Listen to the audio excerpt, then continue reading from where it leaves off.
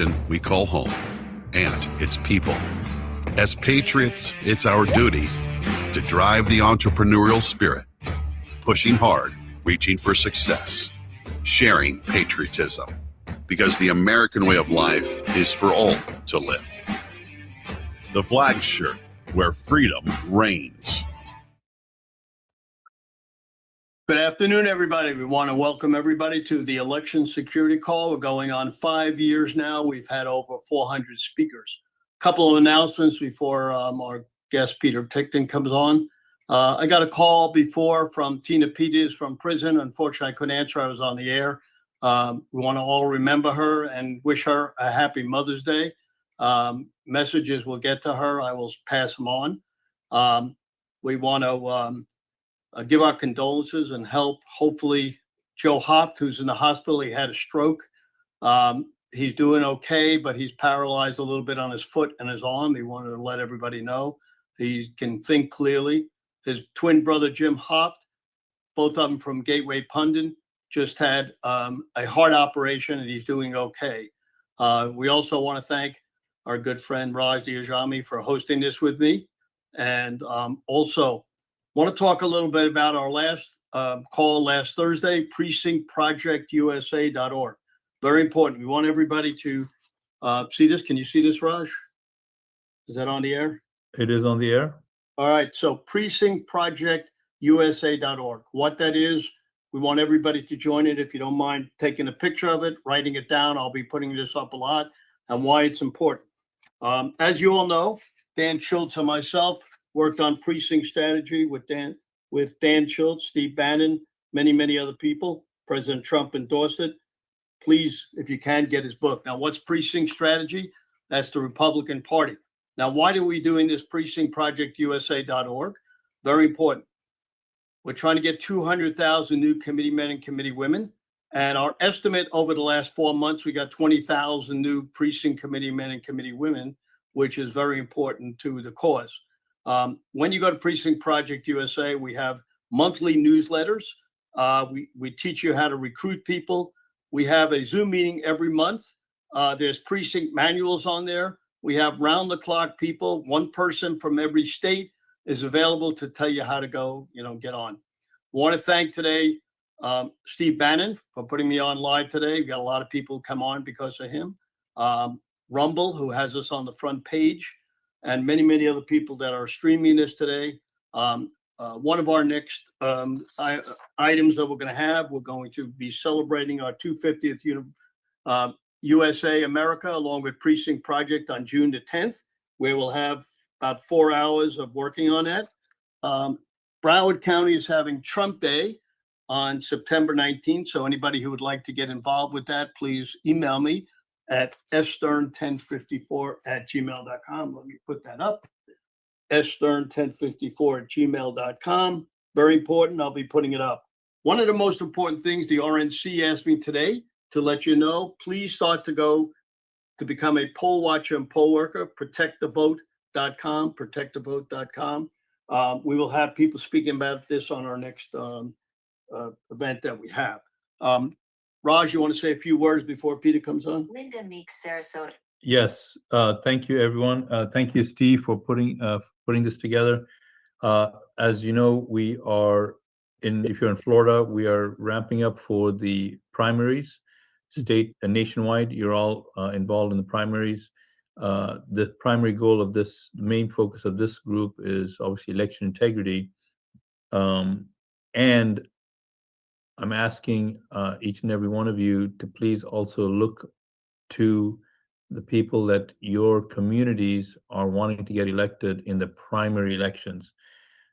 We are facing tremendous stiff opposition from politicians that have been in office too long, or they're unable to or are unwilling to understand the changes and reform that needs to be done to protect the reliability of elections, or they've been just bought off. So if you have politicians in that regard, it is on us to do the work to get them replaced. And I am working closer now than I've ever worked before on a campaign, and I can tell you firsthand that getting someone in office is one of the most difficult projects that I've ever been part of, due to the number of people that had to be moved, motivated in a short amount of time, distributing palm cards, having house meetings, staying in touch with people that vote or should vote but are not voting, motivating people to vote. It is a massive, massive lift. And so it is especially important this midterms with the president in the Oval Office that we do not lose the House. And that is going to come onto the function and the work that we, the people on this call, and the people we influence do. Let us not be another statistic where the House goes against the Oval Office during the midterms. As we all know, if that happens, we're looking at possibly impeachment processes, war crimes, and all of this nonsense that might create a very, very bad future for our country. So I want to encourage you to do that. I know you're busy, I know you're jammed, but I want to encourage you to do that. And lastly, you can see Steve's wearing the America 250 merchandise. Please purchase gifts from the flag shirt. You saw the commercial at the beginning. Why I'm mentioning that? Because every purchase you make helps keep this program afloat. So please do that. And there's fantastic apparel there for men and women. So with that, Steve, I'll turn it back to you. All right. So just let you know that we want you guys to stay on late. We have two important guests coming on at the end around 4 o'clock. Mitch Vexler, who will be giving you some tremendous information, and John Goodman, who's our backup and also one of our main speakers. So now we bring on a good friend of mine who's on every show everywhere. He's always there for us. Attorney Peter Tickton, one of the big stars in the United States, and we'll make sure he comes on our centennial for the 250. So Peter, come on down. Great, thank you. Well, Raj, you're right about the apparel that you're talking about selling. It's beautiful stuff. I need to get one of those shirts myself, so I'll be one of your customers right after this.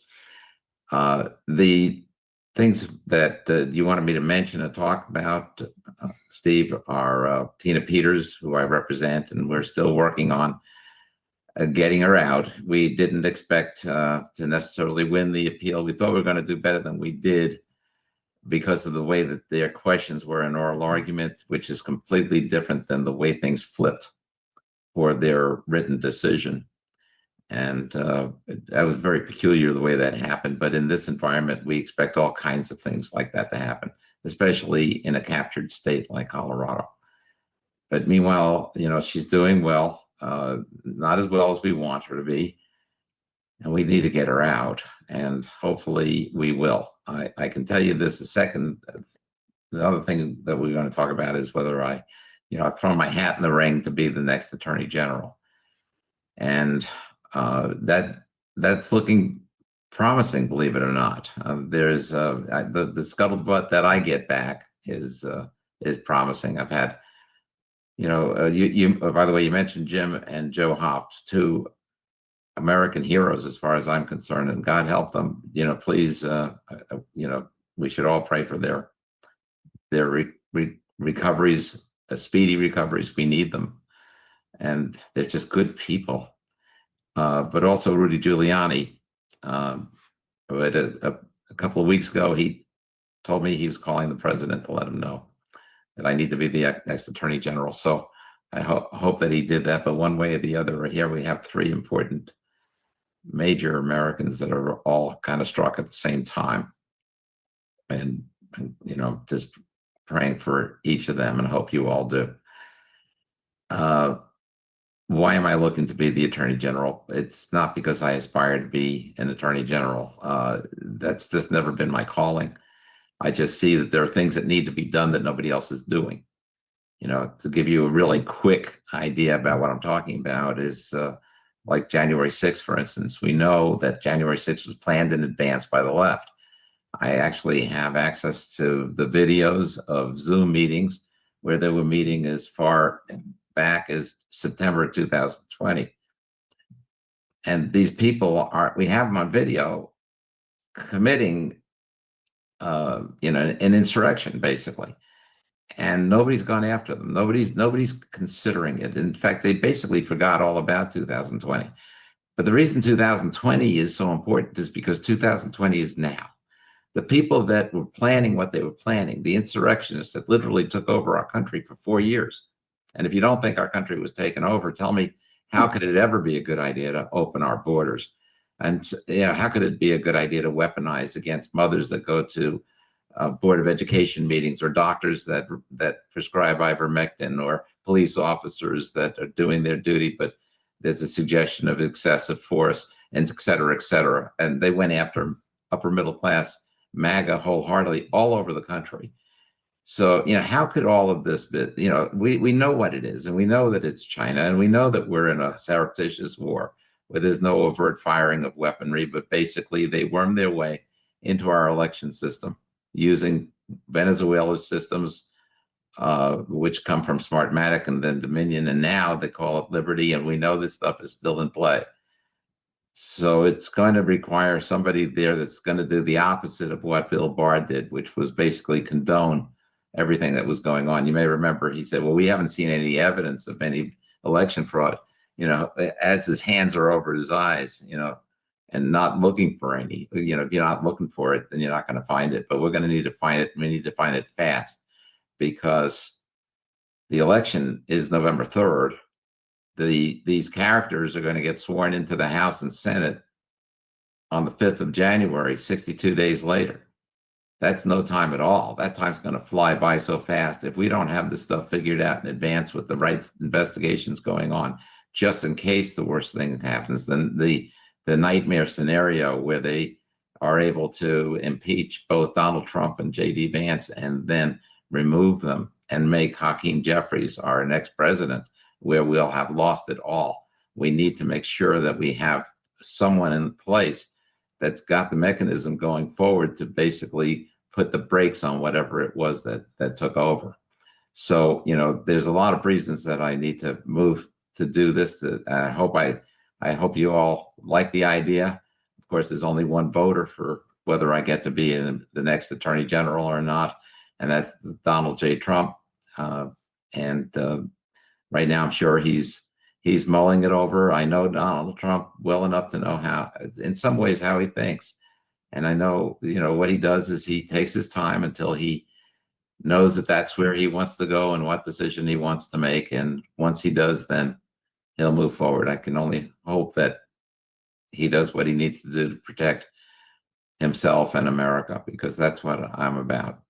So I hope that all makes sense to everybody here. I guess that's about it, Steve, because so when is the appeal? When is the appeal going to be with Tina, the judge? When is he going to talk about resentencing? Okay, so we moved to recuse him because we know what he is. And it's not as though he's not a biased guy. We know exactly what he is, but he doesn't think he is, and he refused to recuse himself and refused to allow her out on bail pending the rest of the appeal, because we're still appealing to the Supreme Court of Colorado. And then we take it, including the pardon. Remember, she got a federal pardon, and whether that can apply to state crimes that have federal implications is a question that is yet to be answered. It's never been answered. So that's going to be a question of first instance in the Supreme Court of the United States. And we're looking forward to seeing that get worked out. So, one way or the other, there's a lot in store. If I get to be the Attorney General, then I'm going to make sure she gets out. And there's other ways and other things that need to be done. But, I can promise, not that you're the voters, only President Trump will be, but I can promise that she's coming out. Okay, we're not going to just leave her in there because of lack of guts. Okay, we got to do what we got to do. And one of those things is get an American patriot out of harm's way. So how do people reach you if they want to have any questions or anything? Okay, well, I'm at legalbrains.com. I'm a lawyer, think of it, Legal Brains. There's a bunch of us in the firm, more than my brain, and .com. And for Tina Peters, it's Tina, Tina, Peters, PETERS .us. So you can figure out what's going on in her cases and so on. It's all there for you to read if you want to go to tinapeters.us. Thank you very much, Peter. We appreciate you taking time away from all your trials and everything to be here for us, and we will get you on the next show. Have a Thank good you so week much. and wish Thank you. everybody happy Mother's Day and your family. Same to you. And I just want to say, Steve, look what you're doing here. You're an amazing American. Thank you so much for what you do. I think we all appreciate it. You're quite welcome. And I'm just to let you know, I'm going to be 85 here May the 20th. So we need young people to get involved. You know, we young people get involved, and we're going to do a young person Zoom meeting here sometime in May or June to find out why the young people aren't getting involved. So we'll keep you posted. Thanks again, Peter. And we're going to bring on our next guest, Marley Hornick, realamerica.vote. Thank you. Hey, everyone. Thank you so much. Thank you, Peter, for representing Tina. And it was, I've never met you in person. I've never even Zoomed with you, but it was really a great honor to help you guys with one tiny part of her defense, the argument about her being a state and federal officer, an officer of Congress. And I was thrilled, absolutely thrilled watching you and John make those arguments. And I'm just so happy that I could help. And I'm sorry that the judges were too dumb to hear your outstanding arguments. They were very clear. And someone who was willing to listen, whose ears were open, would have heard them. So I continue to pray for your success and for Tina. And also, so for Steve and Raj, thank you. And everyone here. You know, the more that this goes on and on, I don't know if anyone else feels this way, but when I started New York Citizens Audit in 2021, I used to just, you know, put dinner out for my kids and tell them basically, well, I'll be back in, you know, a couple weeks because this is so outrageous. It's going to be fixed. And here we still are. And I just want to thank everyone who's still on these calls and still working on this issue for your tenacity and your dedication to this country, your devotion to America. And I just want to talk a little bit about what I'm doing right now at realamerica.vote. As most of you know by now, I was removed from Unite for Freedom after dedicating my life to the organization, training up the people, doing all the recruiting of all the data analysts and whatnot. Cut out in one morning, just all my privileges revoked and just booted out of that organization. That didn't stop me, as you know, from filing major civil rights action against Letitia James and the New York State Board of Elections. And actually right now we are awaiting the judge's decision on the motion to dismiss. So we are nearing the point at the district level when we're either going to move on to discovery or we're going to be appealing. And one thing I'm really excited about just as a New Yorker, and this is just maybe inspiration for people in your states, if you want to learn these arguments and fight them, political analysis of this case, Nika v. James, shows that if we hit discovery, Bruce Blakeman, Saritha Kamatareddy, and Joe Hernandez get a +3 in their races just because of the threat of disclosure of what the Board of Elections is really doing. And of course, that applies. Raj was talking about keeping the House. That applies to the 26 House seats from New York as well. So keep fighting. Don't ever give up. Don't ever quit. Use every tool you have. You will make a difference, and you are making a difference. What we're doing right now with realamerica.vote is a couple of things. First of all, we are investigating Mamdani's election. We are running a forensic audit of the veracity, let's say, of the voters whose votes were counted in that election. The second sentence of our Constitution says that the people choose the representatives and the states agree to qualify each one of those voters according to their own laws. And that has to happen before the person is registered, before they get a ballot, and before their vote is counted and counted fairly. So we are preparing arguments, not just from the voter data, but using the services of skilled and licensed investigators to show not only that New York City counted massive numbers of false, illegal votes in Mamdani's election, but because there was a constitutional amendment on the back of each of those ballots, so did New York State. Why does this matter for you where you are? First of all, the immediate goal is to show that the Democratic Socialists of America can't win without cheating. Second of all, it's to show and prove in a material, criminal fashion that election fraud is widespread. Third of all, we are doing this investigation in conjunction with individuals inside of the Department of Justice system, and we are working closely with them so that the DOJ can make either civil or criminal arguments using this data, because the methodology has already been reviewed by the DOJ. It has been verified and validated, as well as the outcome when we did smaller studies similar to this one in the past. So we are moving the needle big time with this investigation, and this is going to result in the opportunity for the president to mandate voter ID at a bare minimum for the state of New York in the midterms. Going back to Raj's argument about keeping the House, there are multiple New York State House seats at risk.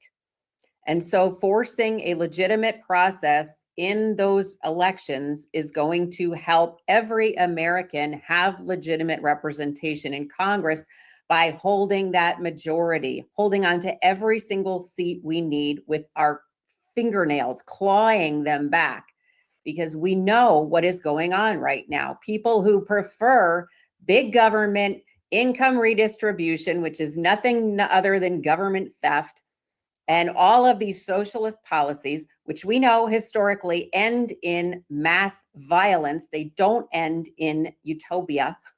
That's not where they go. We have to claw our country back from their clutches because they're very close to success. So that's what this project in New York is all about. And in addition, because we're very concerned about elections broadly, we're also going to be getting ready to put up billboards in Times Square and other key New York City and New York State locations, arguing that communism kills, as an educational initiative to overcome the fantasy that Kathy Hochul and Zoran Mamdani know anything about what the hell they're doing. And we're also going to be working on a major billboard campaign in metro regions of California to make sure, as Raj said, he's working on a campaign. He knows, like, that is a huge issue, learning how to do that, learning how to get the word out. We're going to be putting up billboards in the major California metro regions, reminding every California voter that voter ID is on the ballot in November, and that more than 80% of American people want voter ID, including in California. So we're going to be working to help those candidates and those initiatives there in California. I thank you again for all of the work you're doing and all of your efforts and your forensic investigations. And I encourage you to be in touch with me. I'm always looking for people who want to focus on this work, want to work together as a team with integrity and, frankly, loyalty. And you can always visit me at realamerica.vote. You can also see me. I'm going to be on with Todd Starnes today at 5. I'm a frequent commentator now on Newsmax, News Nation, Fox 5 DC, and also Fox 5 New York. And of course, that's so I can be a trusted resource for you and all the people who understand the election problem through the midterms. So I'm really looking forward to representing these issues as the midterms unfold. And I encourage you to reach out to me and get me educated about what you know so I can represent it. Thank you so much. realamerica.vote. You want to put up your email also in case anybody wants to email you? Absolutely. It's just mh@realamerica.vote. And that's also Real America Vote is my Twitter. Also, I have Marley Hornick 1. If you used to follow me at Marley Hornick, please follow me at Marley Hornick 1. It's probably a coincidence, but the day after our press conference in DC at the Hay Adams Hotel announcing our lawsuit against Letitia James, my Marley Hornick X account was frozen forever and is locked. Probably a coincidence, though. They're always after us. Yeah. Well, thank you very much. We appreciate you coming on today. I know you're always a busy young lady because it's always hard to get a hold of you. So thank you. You have a great Mother's Day, okay? Thank you, Steve. That's very You're sweet. quite Thanks, welcome. everybody. So a couple of the people were asking me about where to get our shirts because we put it up. If you go to www.theflagshirt.com, we have some of the greatest T-shirts, and we see a tremendous increase in business for the 250 anniversary. So we hope everybody be wearing it. And when I go to DC, we expect about 1 million or so people up there. So if everybody's wearing a hat, we'll sell 1 million hats. So that's terrific.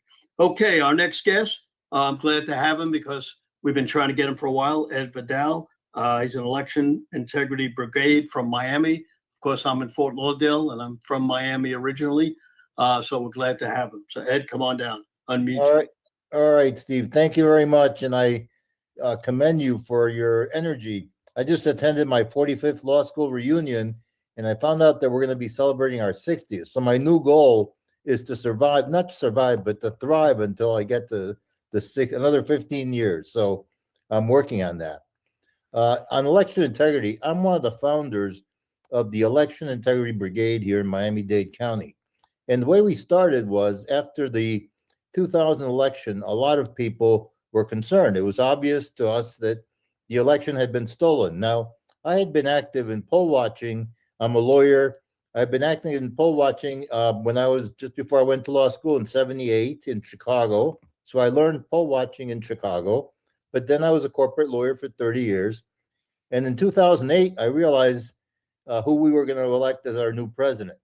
So I was active in poll watching ever since. I was poll watching in Philadelphia in 2008, New York, Mount Vernon, New York, White Plains, New York, Houston, Texas, and so on. But after the 2000 election, I decided that I had to become more involved. So I joined or tried to join our Republican Executive Committee here in Miami-Dade County. And many other people did the same. We had about a dozen or more people. And we started working on recruiting more people for the Republican Executive Committee and focusing on cleaning the voter rolls, fighting vote by mail, and generally changing the approach of the local Republicans. One thing you have to understand about the state of Florida is Florida is a red state and a Republican state, but it's not necessarily a conservative state, at least on the government end of it. It's definitely very hard to get our Republican establishment to pay attention to the need for election integrity. And I think Raj was referring to that earlier. So unfortunately, the Republican Executive Committee here in Miami was not very receptive to our request for election integrity. So in 2023, we left and we formed our own organization. We're not affiliated with the Republican Party. They can't stop us from doing anything, but we're all conservative Republicans, but independent from the establishment, which is something I commend to all organizations like that you might want to be doing. And so since then, we've been focusing on various issues, as I said, voter rolls, but my particular focus has been on vote by mail. In 2000, the election was rigged with all those mail-in ballots that were sent out. We'd never done that. If you look at other countries in the world, nobody does that. France tried it from like 1958 till 75. They got rid of it because of massive fraud. I've interviewed journalists from all over the world. They were here in 2024 to see the electoral process. I met with them. Nobody does vote by mail like we do, especially places like Oregon, California, where there is no in-person voting. So we have been fighting that in every way we can. We're working with Defend Florida and other election integrity warriors in the state of Florida, trying to get legislation that will limit the use of vote by mail. However, what's happening is that the Florida Republican establishment, which holds most of the supervisor of elections and certainly supervisor of elections here in Miami-Dade County, don't care. They think vote by mail is fine. So let me give you, even though President Trump has spoken against vote by mail, he's threatened, he's issued election or executive orders limiting vote by mail. The people in the Republican establishment in Miami-Dade, they've been endorsed by Trump and they still don't pay attention. They think that it doesn't apply to them because in Florida, you cannot get a vote by mail unless you request it. So they think that's a magic wand that limits them from limiting vote by mail. They think they're okay. Well, here's what happened recently. In Coral Gables, in Miami-Dade County, there was an election. Election day was in April. They sent out vote by mail ballots in March. the Florida statutes specifically say that you cannot send, the supervisors of election cannot send a vote by mail ballot to a voter that has not requested it. In this case, they sent 37,000 vote by mail ballots on these amendments to their charter, and nobody requested it. So what did I do? One of the things that we're supposed to have here in Florida is we have a Republican Secretary of State, and there's also an Office of Election Crimes and Security. So I notified them. They don't do anything. We've had the same problem with other situations where we've notified them of that on particular days, 90,000 vote by mail ballots were requested by one person. Who did that? Where'd it go? So that's another issue. Finally, a couple of years ago, we sent to the Florida Secretary of State a registration form that was sent to a new immigrant that had just landed. The Florida Department of Welfare had sent her a voter registration form. So that gives you an idea that we conservative Republicans are fighting a Florida Republican establishment that doesn't care much about election integrity. And that's a continuing fight. I'm looking forward to joining the precinct project. I think we need more conservatives to get involved in the Republican establishment so that we can make sure that they abide by our interests and our concerns, especially on election integrity. So, Steve, I think you're going to get a lot of people going into the Precinct Project USA very soon. Thank you. Thank you very much. How do people reach out to you? Okay, go to electionintegritybrigade.com and you can leave a notice there. electionintegritybrigade.com. Thank you very much. Okay. You got it. We want to thank Voice of the People, Dan Sriglio, for streaming us today. He gets a lot of people in a lot of countries. Also, Larry Courtcamp from OBBM Network. SG Annan right now has, we just looked, 13,000 people on it. Joe DeBox always helps us out. He's on today, but he will be streaming it tomorrow. So we have a lot of people that stream it today, tomorrow, over the weekend continuously. Cloud Hub gets a huge amount of people. Rumble is on the front page.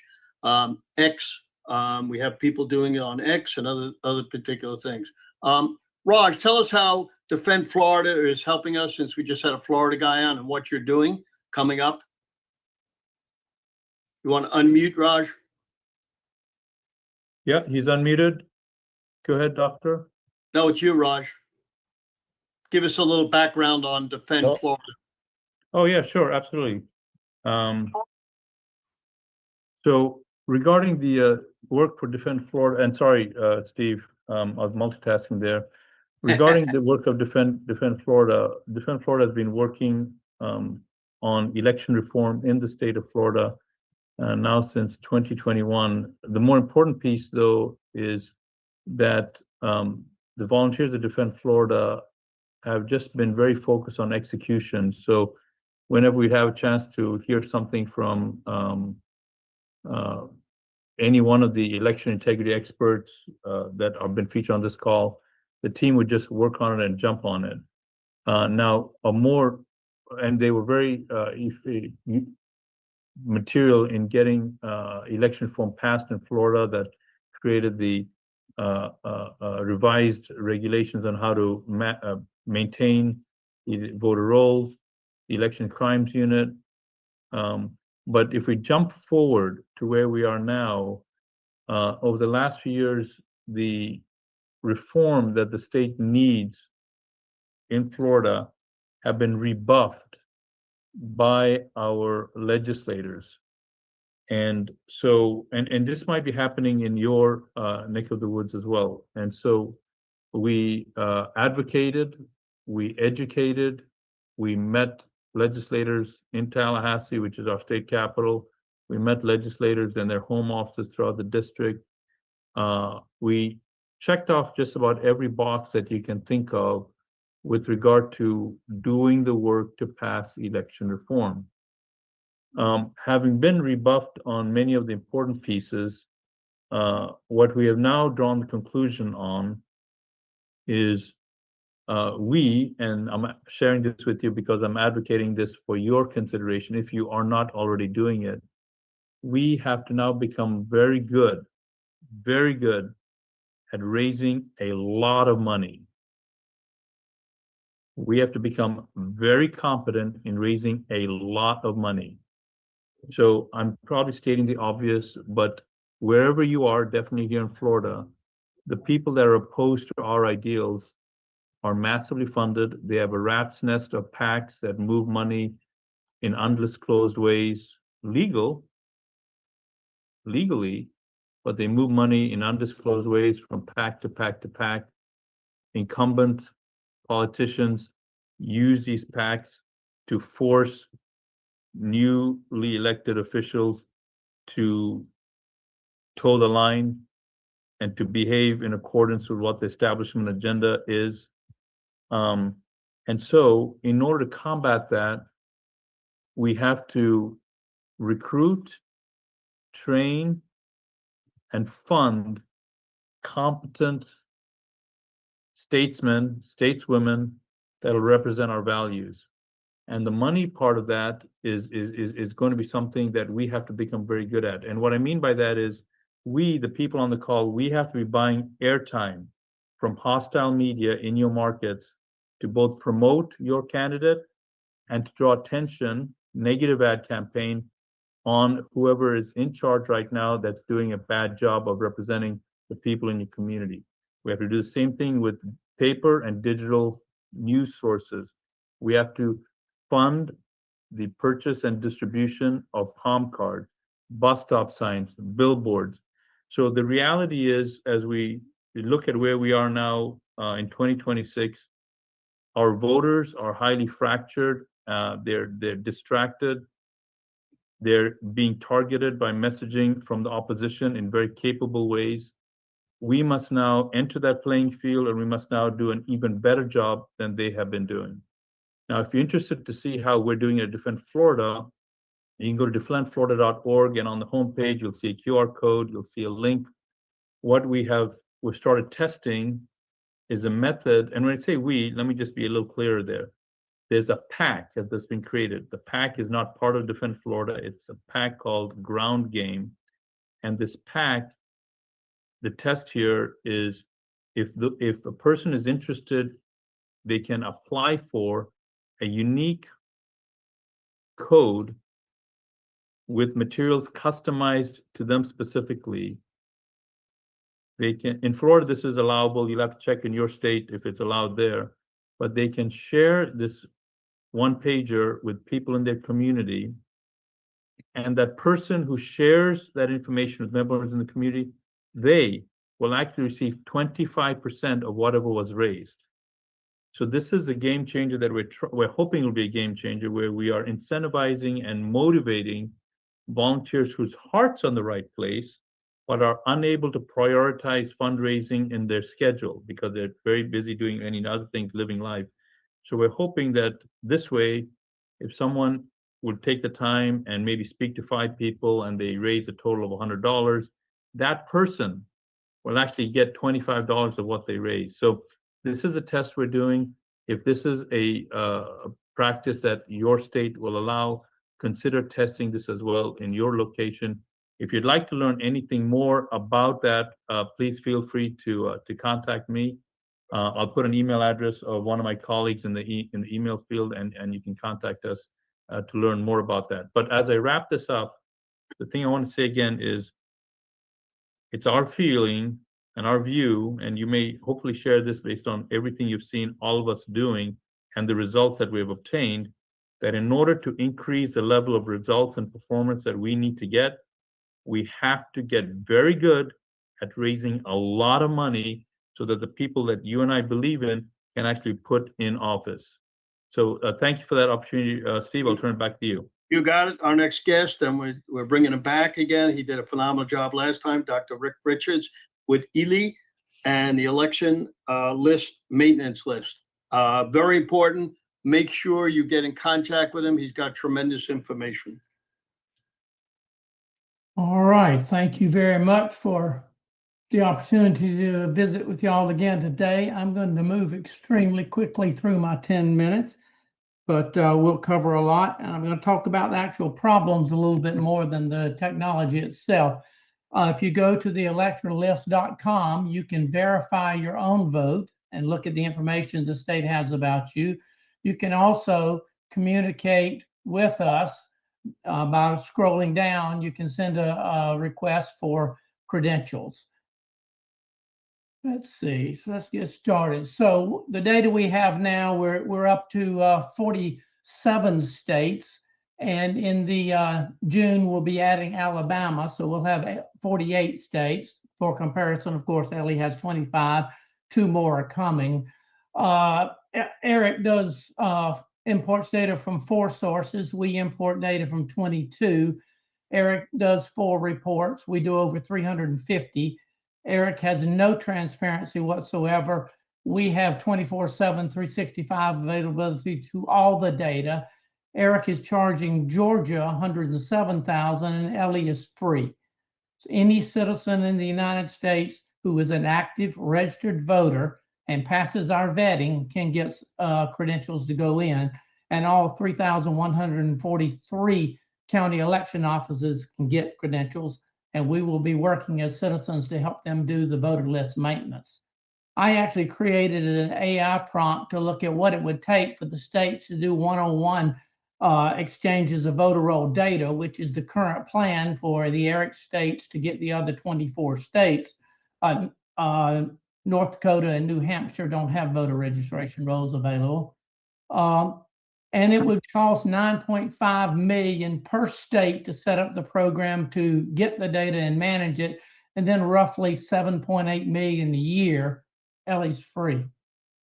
This is the dashboard. You get a credential as you go in. This is under reports, and this is the same registration address report for Georgia. You'll see 13,000 people registered at this one at 1,200. That's just one of the many reports. This submission, when we work a case, it is put into the inbox for the county elections office to pick up. So they are being notified as HAVA requires.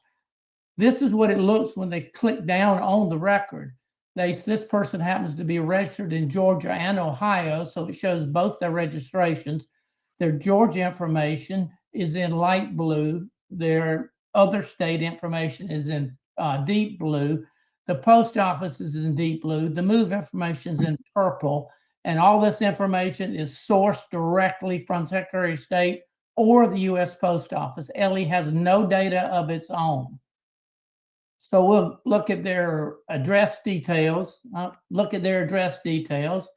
Then we'll look at the registration history to see if there's any change been from one registration to another. Then we look at their voting history. Then we look at all the people who are registered at the same address, which would be the same apartment number, and those who are registered at the same address, which would be the building number. And you can see there's 78 found registered at this address. We can click on the arrow and go right to each one of these individuals, or we can work this proving that it's not a valid address, and all 78 will be marked and challenged at the same time. We have the property tax detail for 159 million properties in the United States. So this has 0 bedrooms and 0 total rooms. We might want to look at it. It's a commercial by property class and zoning information. We'll look at the other address.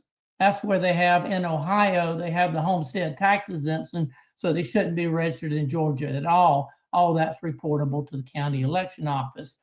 We list the reasons why it becomes a case or a problem, and we tell why it's ineligible for the voter roll and why it's not appropriate for absentee ballot. And all the problems are listed. Each one needs to be addressed, and then we confirm the move with the proprietary change of address information.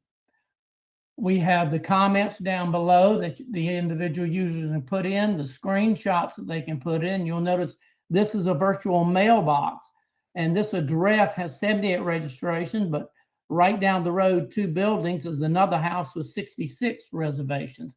So that information is available in LE just by clicking. this is what you click the PDF button and you can print out an individual summary sheet on yourself if you look up your own vote, or on other people as well, containing the information that I just told you. Or if you want to, you can print them out as a CSV or an Excel spreadsheet, which includes the hyperlink to the documentary evidence to prove your point. So all the information is there along with the documentary evidence. We get all of the land use codes, over 350 are non-residential. You can look up rail track, you can look up spacecraft is my favorite, 516, fraternity, sorority house, dormitory, shopping centers, office malls, they're all there. So for Ellie, it's for citizens. My son has a product, Cephalus, which is for the Secretary of State, which is capable of adding the private information. So we plan to offer it. Just go to the electorlist.com, which we're going to do now, and we're actually going to play. Here it is. We're going to log in live.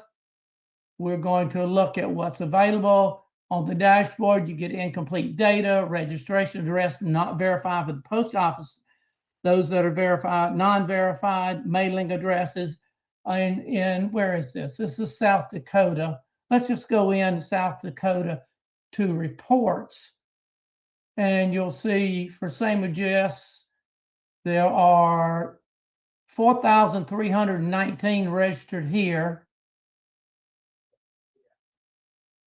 And last month they had 4,400, that's September, our last voter roll. Let's click on the first one and you'll see the information about him, but you also see 4,300, but I want to see what that is. So I'll click the Google icon. It'll take me out. It's Dakota Post. Dakota Post is a mailbox or a collection of mailboxes. So let's go back and go out and let's click voter reports and same registration addresses.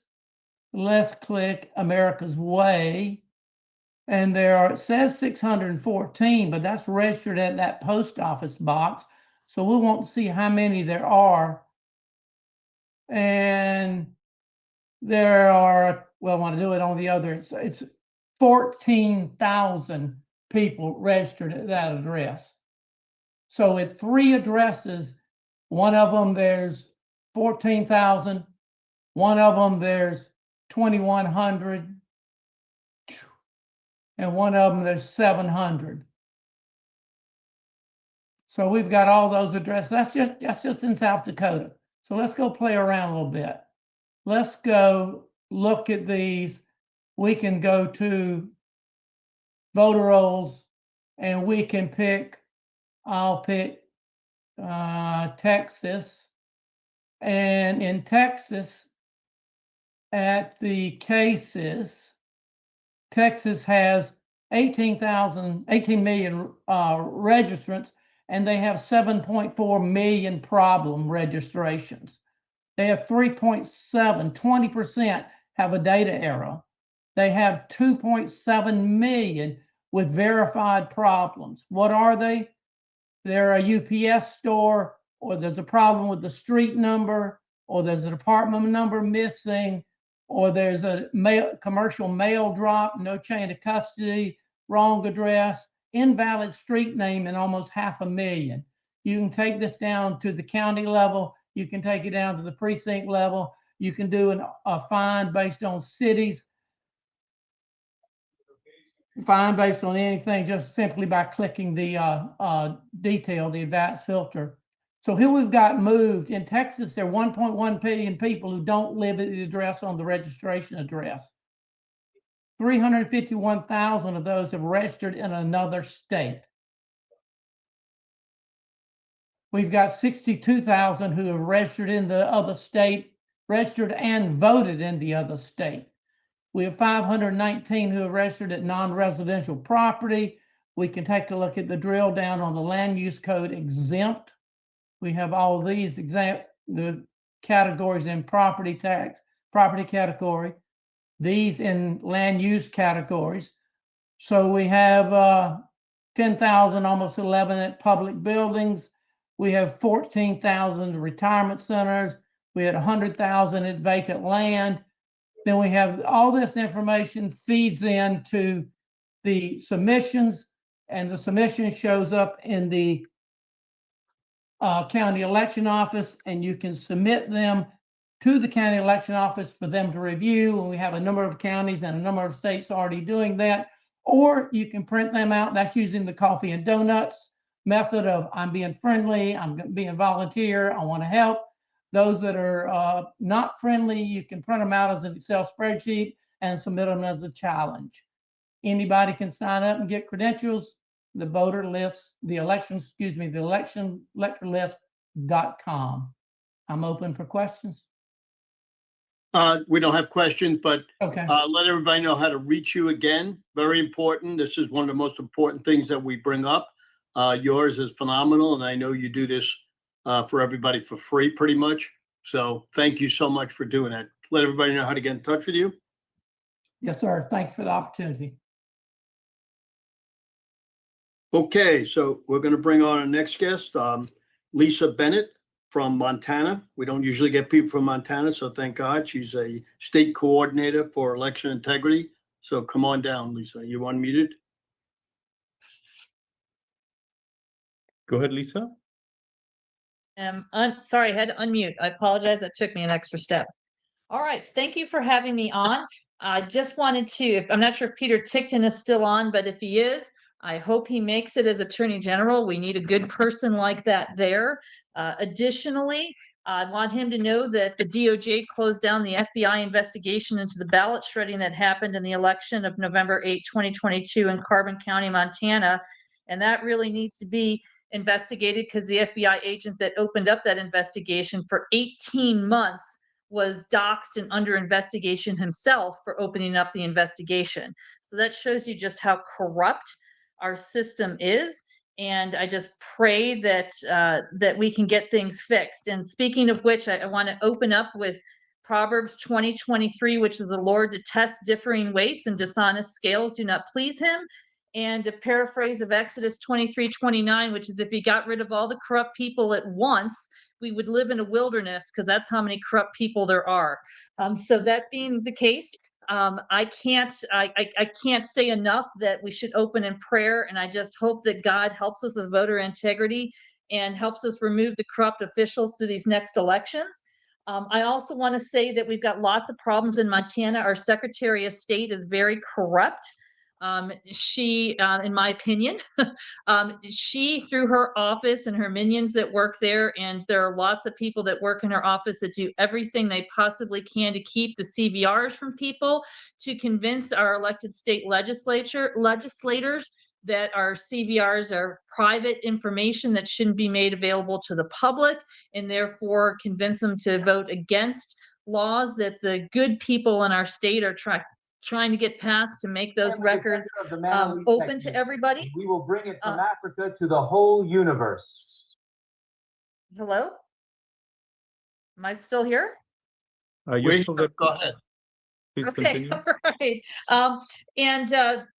You know, things that you guys should be aware of too is that our state, Montana, was the guinea pig for Connick. For those of you who don't remember Connick, that was Eugene Yu out of Michigan. He was arrested by the liberal left-wing DA Gascon out of California, who I think, out of LA, who I think only arrested him so that he couldn't get arrested by anyone else, so that they could then let him off the hook and give him $5 million for the arrest, because he actually got a settlement, Eugene did, for that arrest. Connect is the software that many states, I believe over 30 states, use for their overseas UOCAVA ballots. And for those of you who may be aware of Peter Schweitzer's new book, his new book talks about how illegal birth, so this is the 14th Amendment, how people like China come over here with their pregnant wives to give birth so that their children can then become citizens, but they never live here. They go back to China and are raised as communist Chinese, but once they turn 18, they're allowed to vote in our elections through UOCAVA ballots. And proportionally in our state, we're getting more and more people who are not in the military who are allowed to vote in our elections.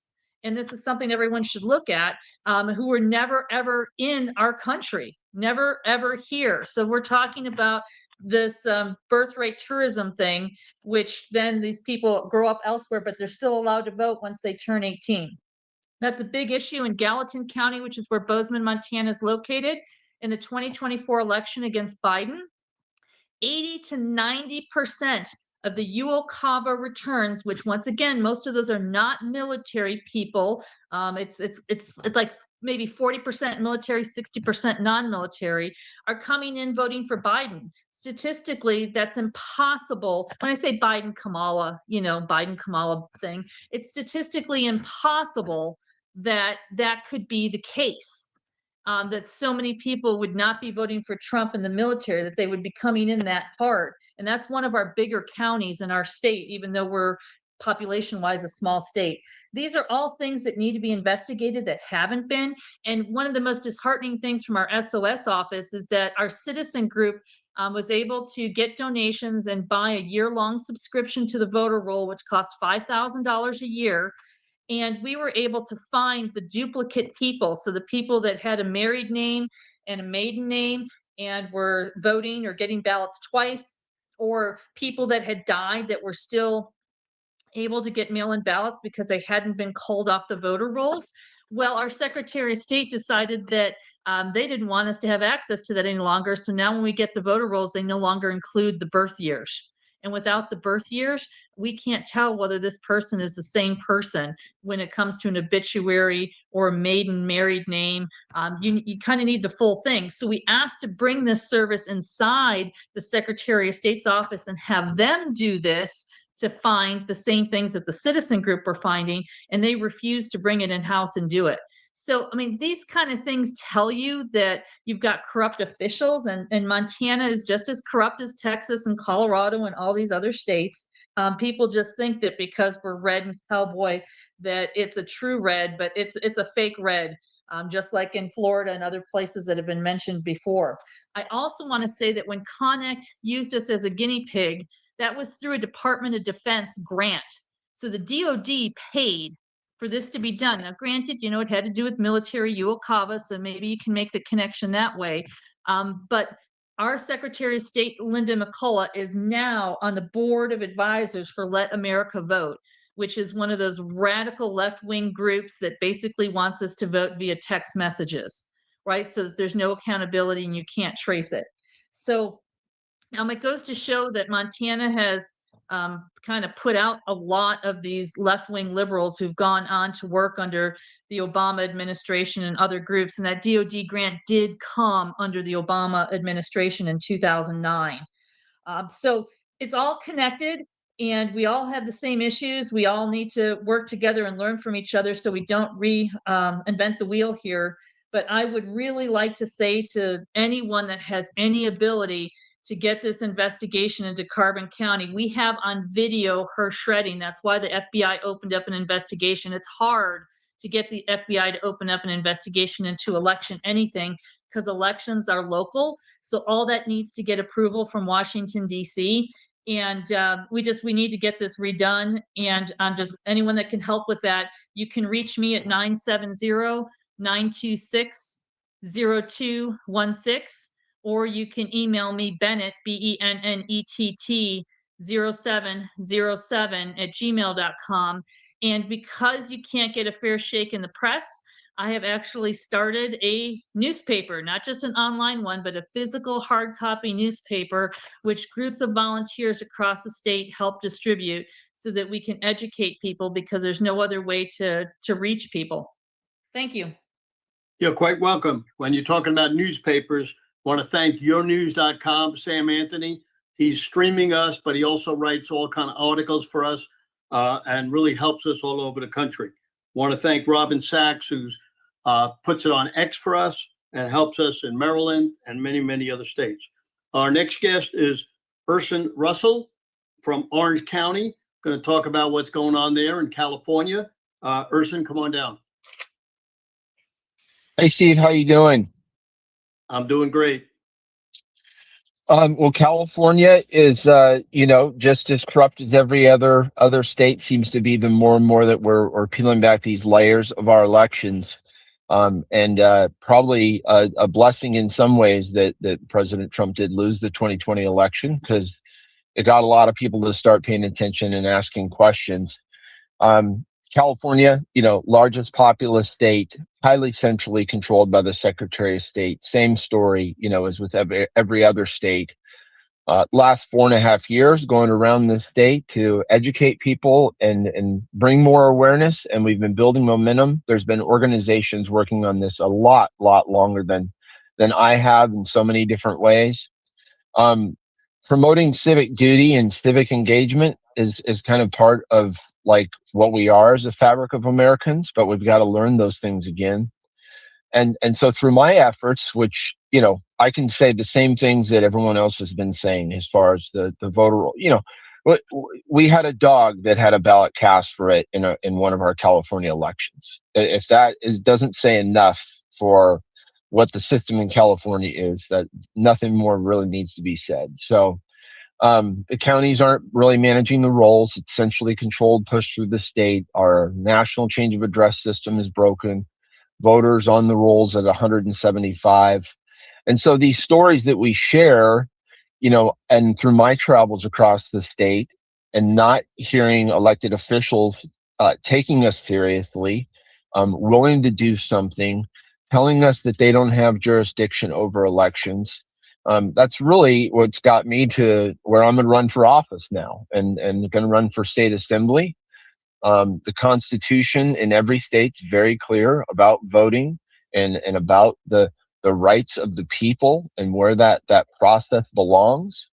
And so that's really, I'm going to take the time and the effort and everything that I've done and worked on election integrity and really build that into my campaign as a candidate, in educating the citizens and bringing about this change through the local level that I can impact, as opposed to what I've been trying to do across the state for the last 4.5 years. It's a tremendous effort, building out a statewide organization and effort. And so I think a lot, especially in California, where we have counties from 1,100 people, our smallest county, to 10 million people, LA County. There's a lot of different local movements that have grown over the last 4 years. And I think that's probably our greatest strength, to be able to compete in California and get some local elected leadership into office. One thing I would say about our state government, it's a supermajority of one party of Democrats in our state legislature, and they clearly control the whole entire executive branch. We have 80 state assembly members and 40 state senators. So we have 120 people maximum that are deciding with the stroke of the governor's pen for 40 million people here in the diversity we have across all of our counties in population and lifestyles and other things. So I think that's nonsense for Californians. We really need to wake up and realize that 120 people passed 1,600 bills in the last 2-year legislative session in California. Nobody's life has improved in the last 8 years. Our energy costs have gone from about 20 cents a kilowatt to 32 cents a kilowatt. Everything is heading in the wrong direction. So we need, as citizens, to make sure that we're holding the candidates that we're going to go out and support and vote for. And we need to meet with them. We need to go to their events. We need to have face-to-faces to where to bring back the Constitution first and foremost, front and center. And that's important to me because if they're going to swear the oath and the California Constitution is going to mean just as much as the U.S. Constitution does to this candidate that's willing to fight for us, voting, Article 2 is for voting. And the very first thing that it says is all political power is inherent in the people. It's in our California Constitution. So if we can start to get local leadership, city councils, school boards. We had a bill passed here, Assembly Bill 1955, that was going to compel, force, maybe even prosecute teachers if they were to be honest with parents about confused gender ideology in their children. Thankfully, parts of it have been overturned. The point is, over half our cities or a majority of our school boards should have all been putting out resolutions as those local bodies to say there is no way in God's green earth we're going to allow teachers to lie to parents about anything, because this body, this community stands for parents' rights first always. So we're going to keep going and fighting for election integrity, more transparency.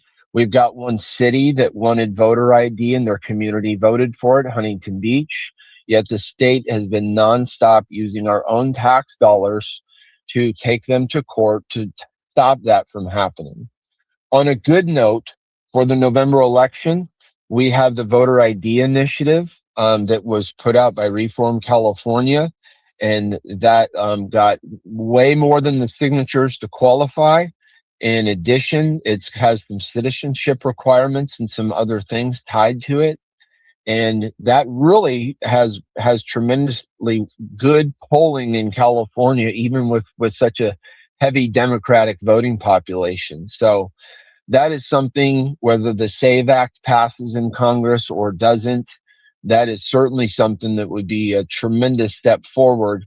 I would also just remind people with an air of caution that we've had other legislation and propositions that we have passed where one single judge goes and overrules it as unconstitutional. So does that fight continue if that happens up to the U.S. Supreme Court? Those are things that will have to remain to be seen if and when it does pass. So a lot of efforts.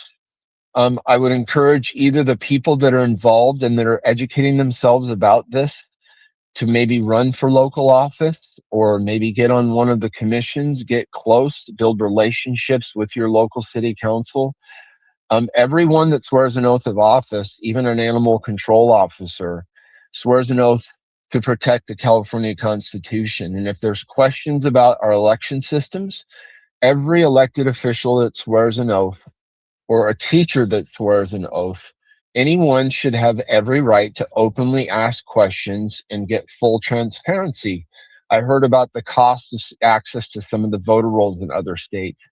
Ours, believe it or not, and what you would think is one of the most corrupt states in the union from a government, ours is $100, to get the entire state voter rolls with inactive, active, and canceled. So we have a tremendous amount of data that's of huge benefit to us in California, but we have a very centrally controlled system that just continues to erode people's trust, because over and over again, we bring these things up and nothing seems to change in a direction of transparency and accountability. It seems to always be changed towards Shasta County doesn't want to use machines to count vote. The state forces an urgency statute to force that. Huntington Beach wants to have ID. The state forces them not to do that. So that's, I think, the kind of reactionary stuff that people are waking up to, of saying like, well, God, like, what's the big deal with voter ID and those things? We're going to continue to fight to clean the rolls, to get that control back into the county's hands. We're going to continue to educate people on these as we canvass and knock on doors. And most importantly, I think we need to find the right candidates that are going to build election integrity into their campaign and into their promises to their constituents. It really have to wake up our future elected officials and get them to commit to that. So that's what I'm doing. That's what's going on here. And so many people giving tens and tens of thousands of hours of their precious time throughout this state for this. I just want to encourage everybody. We have a primary coming up. It's about 30% turnout. We can really win some county elections and some other strategic elections outright in our primary.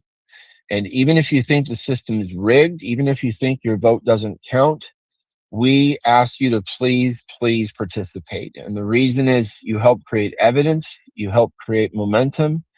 And without that, you really are tying our hands towards the type of work that we're all giving our lives to. So God bless everybody, every state, their efforts.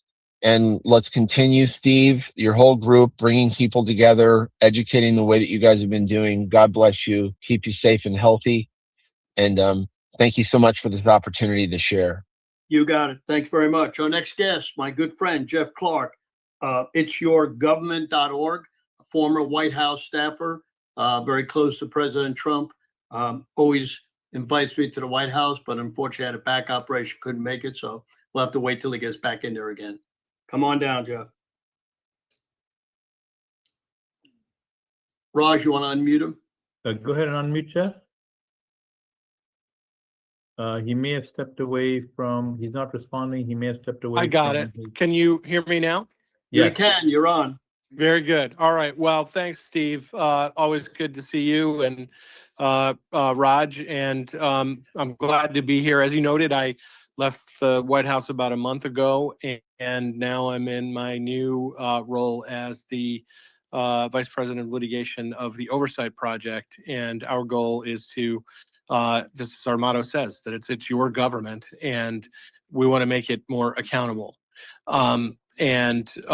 You know, I have been spearheading various litigation things there, and I also testified to the Senate a couple weeks ago about Operation Arctic Frost, and it was the same day that there were revelations about another nefarious operation that was conducted during the Biden administration called Operation Rampart 12, where they had a crazy theory that there were Republican members of Congress trying to give their constituents tours, and that was a way of allowing the insurrectionists to understand the layout of the Capitol.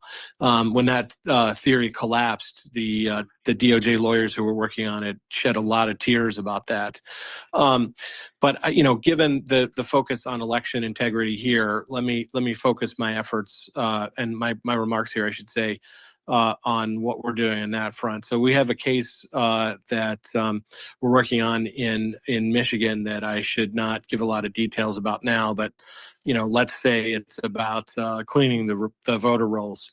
But just last Friday, we filed a new case in federal court in the District of Arizona against Adrian Fontes, the Secretary of State, for putting out an election manual that is giving far too much power to individual polling places to just decide that someone should be ejected from the voting place and therefore not allowed to speak. And I'm sorry, not allowed to vote. And there are two main provisions we put our finger on as unconstitutional.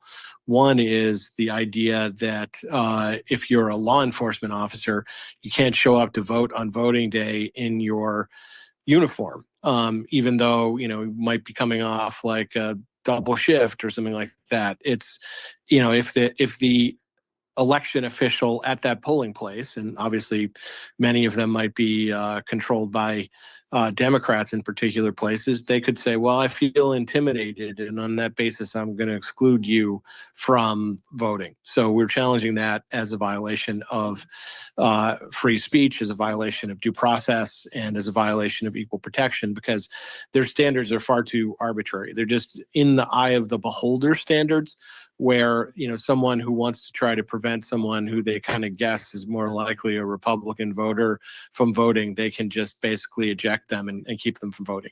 The other provision that we've made and placed at the heart of this lawsuit especially is the fact that you're prohibited from electioneering within a certain relatively close distance to the polling place.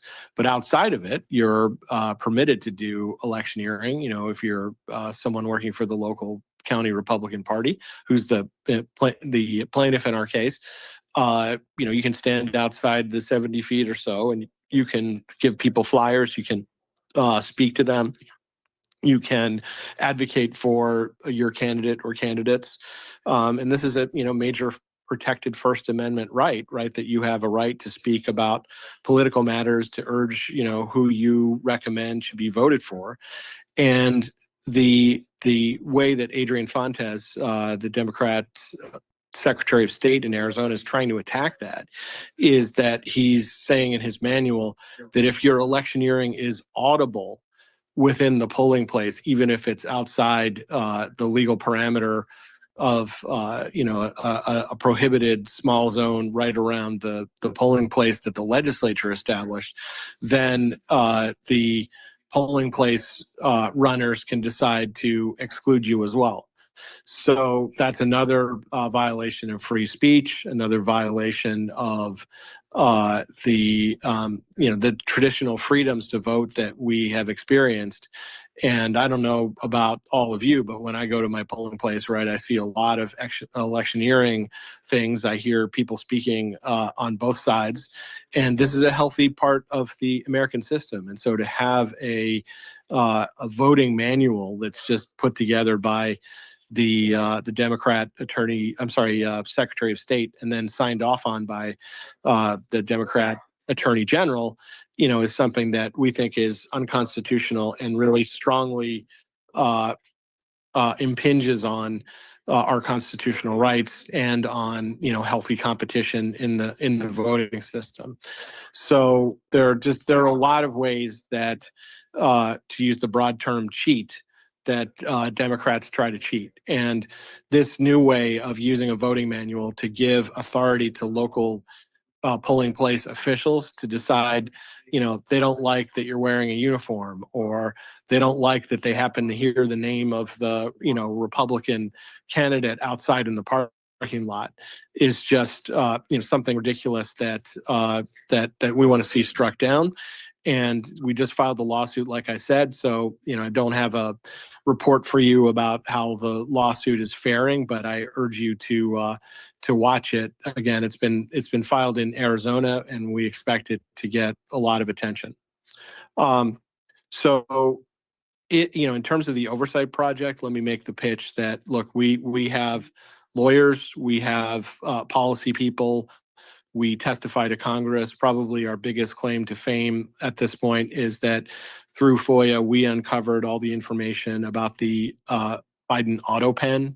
And one of our board members, Theo Wold, testified to Congress about that, shed light on that.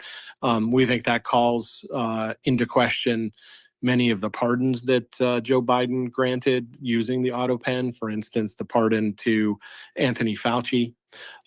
In addition to lawyers and policy people, like I said, we also have investigators. We have, former members of the law enforcement and intelligence community, and, they are constantly looking for nefarious things that are hiding on the web, hiding in group chats and the like, so that they can bring those to the fore and expose them to the American people. And the last thing I guess I would say is that, look, if you are a whistleblower inside a government entity or inside a corporation, and you think what's happening is not above board, is illegal, is corrupt, is trying to bias things against the Republican Party, against conservatives, against people who have free speech rights that you want to see protected, then feel free to go to our website. It's yourgov.org, ITSYOURGOV.org. And with that, Steve, I turn it back to you. You got it. Thank you very much. Thank you. Next up is my good friend Linda Sinkowitz, who's been with me from the beginning. FightVoterFraud.org. She is with OBVM Network. She was with me down at Trump International, my co-host. Fantastic. We love her. Come on down. Thank you, Steve, for that wonderful introduction. I again want to thank also Raj. The two of you put on such a phenomenal program with so many different speakers. I mean, every time I listen, I'm learning something more. But what we want to talk about today is what Fight Voter Fraud has decided to do. We have our program Sinkowitz, which is spelled phonetically, SYNC-O-WICZ.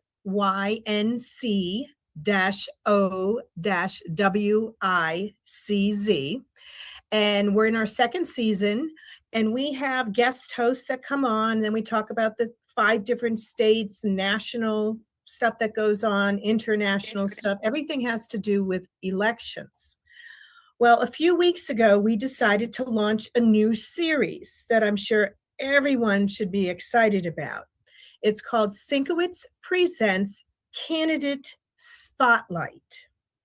We are offering 20-minute interviews for any candidate that wants to be interviewed. Doesn't matter what they're running for. We joke, we don't care if we're running for dog catcher. We want to help as many candidates as possible by doing this 20-minute video. You know, we tape it, just so you know, we tape it ahead of time. We get your assets, whatever you want added. And then I have a wonderful producer, Tim, who adds the rest of the graphics. The stuff looks so professional on what he does. So if you have any candidate that you would want to have them do a 20-minute interview, they can email me at Linda, Linda, at fightvoterfraud.org. You can also go to our website, fightvoterfraud.org. You can send it through info as well. Steve has been sending me some tremendous people. I'll tell you, I have been having such a wonderful time with all these candidates. Some of them are newbies and some of them are seasoned. But again, we're very excited to do this. It doesn't matter where you are. In fact, we've been doing a lot of California people, and we're actually on the East Coast here in Connecticut. So once it is done, and it does take us probably 4 or 5 days to put the program together because we're doing so many of them and it takes a lot of time. What we do is then we push it out. We put it on OBBM Network TV, Rumble, we put it on YouTube, Spotify, but we also send it to the candidate. And the candidate themselves can also push it out to their constituents. So it can be very specific on where they want their information to go. So one of the things we are telling people is we don't charge for this at all. We're a nonprofit. Fightvoterfraud.org is the one that's putting this on. But we do encourage people to make a voluntary donation because it takes about 6 hours from when we interview the person to when we have the final product. So it would really help us out. But like I said, anybody who wants to have their candidates, have a 20-minute interview, just send me an email, Linda at fightvoterfraud.org. I can also give you my phone number, but I would prefer a text message because I'm constantly getting phone calls. And that phone number is 860-575-7125. So again, it's 860-575-7125. And you can send me an email, send me a text. You could be the candidate. You can refer a candidate.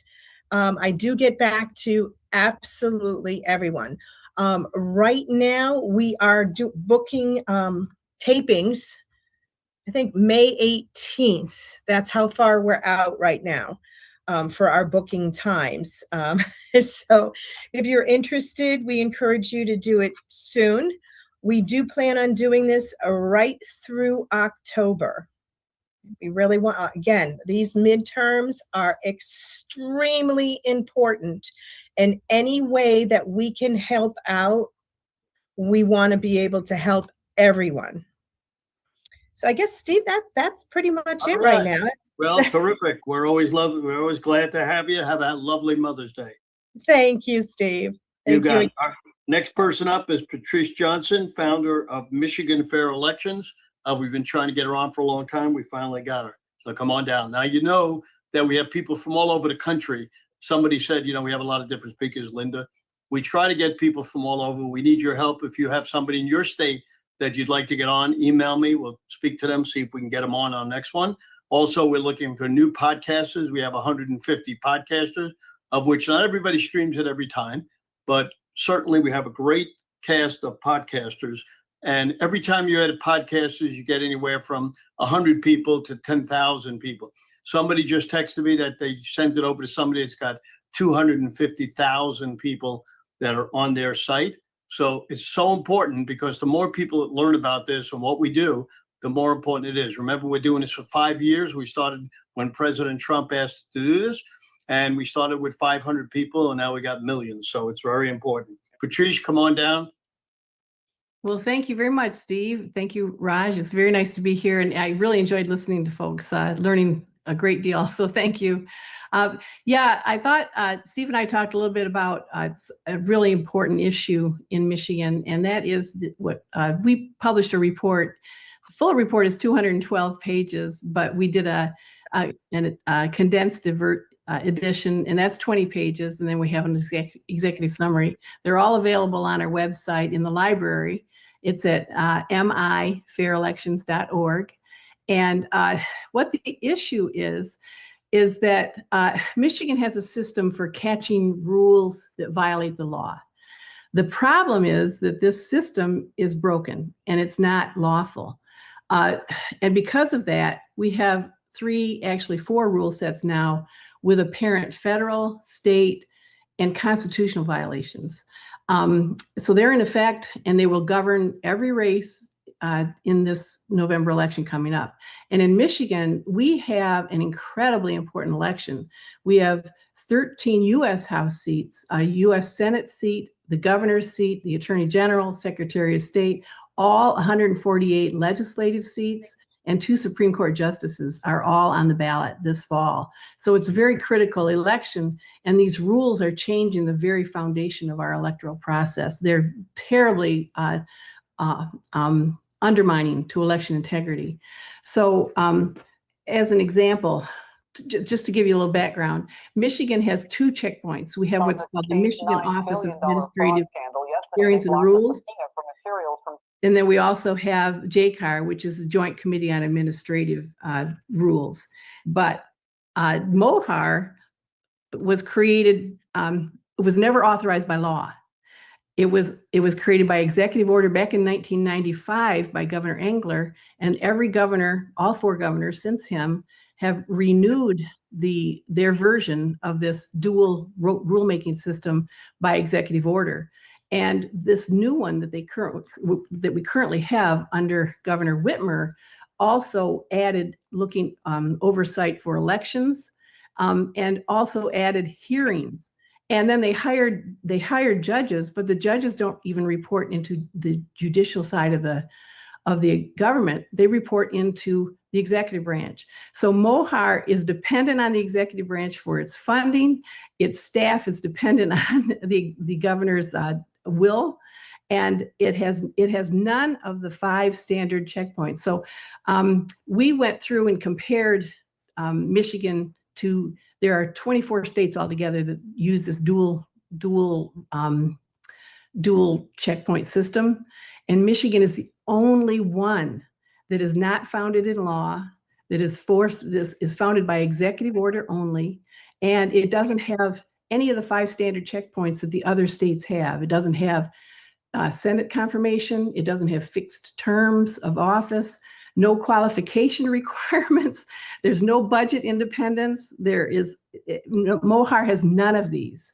So for that reason, MOHAR scores 0 out of 5 points when we compared it to 23 other states. And the 23 other states averaged, on average, 65% adoption of the 5 standard independence protections. Michigan gets 0. So we're a complete, utter outlier.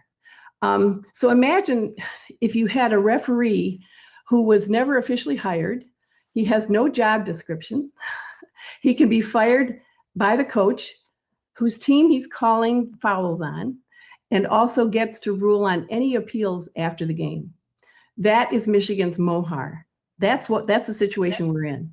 And the problem now with JCAR is that the other rulemaking office is that it can't veto any rules, and it can't even establish a quorum. So last year, when these rule sets were coming up, JCAR couldn't even get a quorum to make a vote. And even if they did vote, they couldn't stop them. So we've gotten ourselves in a situation where the Secretary of State, who heads up the Michigan Department of State, has free reign over issuing all the rules over our elections. And she's gone way beyond, just to back up a little bit, Steve, the Secretary of State is chartered with administering the elections, as most people know. But her job is to only administer the law of the elections. She's not by law allowed to make her own laws. But and when they do, that's called ultra vires, when they go beyond their authority.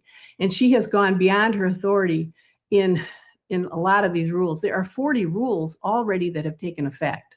And of those, a large number are ultra vires. So the package is advanced with 40 provisions altogether. And just to give you an example, Rule Set 14 requires the clerks to erase their poll books 7 days after an election is certified.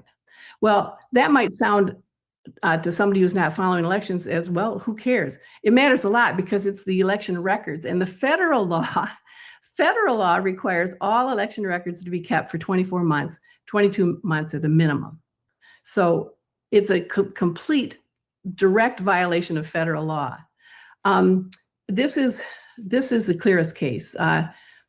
Another Rule Set 13 creates two classes of voters, which is also against the law. We're all supposed to be equal. But if you are an overseas civilian, you are exempt. You cannot be challenged. Your registration cannot be challenged according to these rules.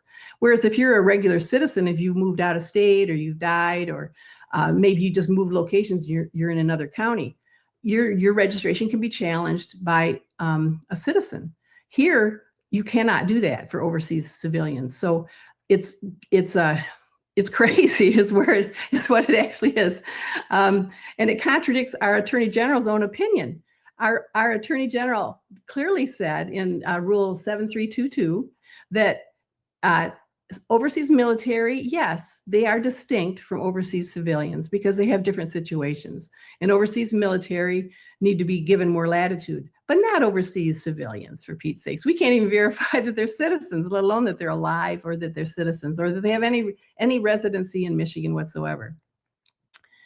Another crazy rule set that went into effect just today, as a matter of fact, is Rule Set 15. And Rule Set 15 compels poll challenger training. Now, there's nothing wrong with wanting poll challenger training. That's great. All the organizations that train poll challengers, that have poll challengers, train them. But what this rule does is it says you have to use government provided materials. So you've got compelled speech here. You've got free speech being trampled on because the government cannot force citizens to adopt the government's message. But that's what they're doing here.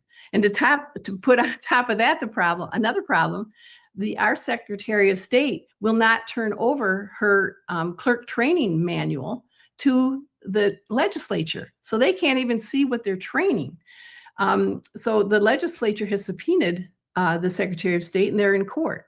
So it's even if they pass this law, we will never know what the rules are supposed to be if they don't release those rules. So it defies the imagination. This other rule set that just came to be is Rule Set 63. And Rule Set 63 expands the Secretary of State's authority over the Board of State Canvassers. They're a totally independent agency. They are not supposed to have the Secretary of State appointing assistants to them. But this is what the Secretary of State is doing in Rule Set 63. She's imposing her assistants into that independent body. And it's not just the Board of State Canvassers, it's also to the clerks. She will be able to provide assistance to the clerks, whether they want it or not. They'll be getting assistance. And we all know what assistance means when it comes to the government assisting. So there's a whole constitutional issue running through these rule set issues. Michigan's own constitution says that all executive offices must be allocated by law, meaning the legislature has to pass statute allowing MOHAR, the Michigan Office of Administrative Hearings and Rules, to exist. It never did, and it's been this way for 30 years. But now it's metastasized into controlling our elections, as well as to controlling the clerks, and as well as the Board of State canvassers. So it's mutating and getting worse actually by the day, because the Secretary of State has realized that these rule sets cannot be stopped. That's why we did the investigation. We were fighting these crazy rule sets and thought, well, of course they'll change these. We were pointing out the federal laws that are being violated, the state laws that are being violated, and they went through anyway and went into effect. And when they go into effect, these aren't just rules that are in effect, they have the force of law. They have the force of law. So that means this is why you have people like Stephanie Lambert, a clerk on the western side of the state, being sued for violating a rule that had the force of law from the Secretary of State. And this is government gone wild. It's what we've got here, government gone wild. And interestingly enough, Florida under Scott, I'm forgetting the governor, Governor Scott. Anyway, he tried this. He had a similar system as Mohar, but within the state they sued him and he lost. And the Supreme Court in Florida said, no, you can't do this. This is executive branch overreach.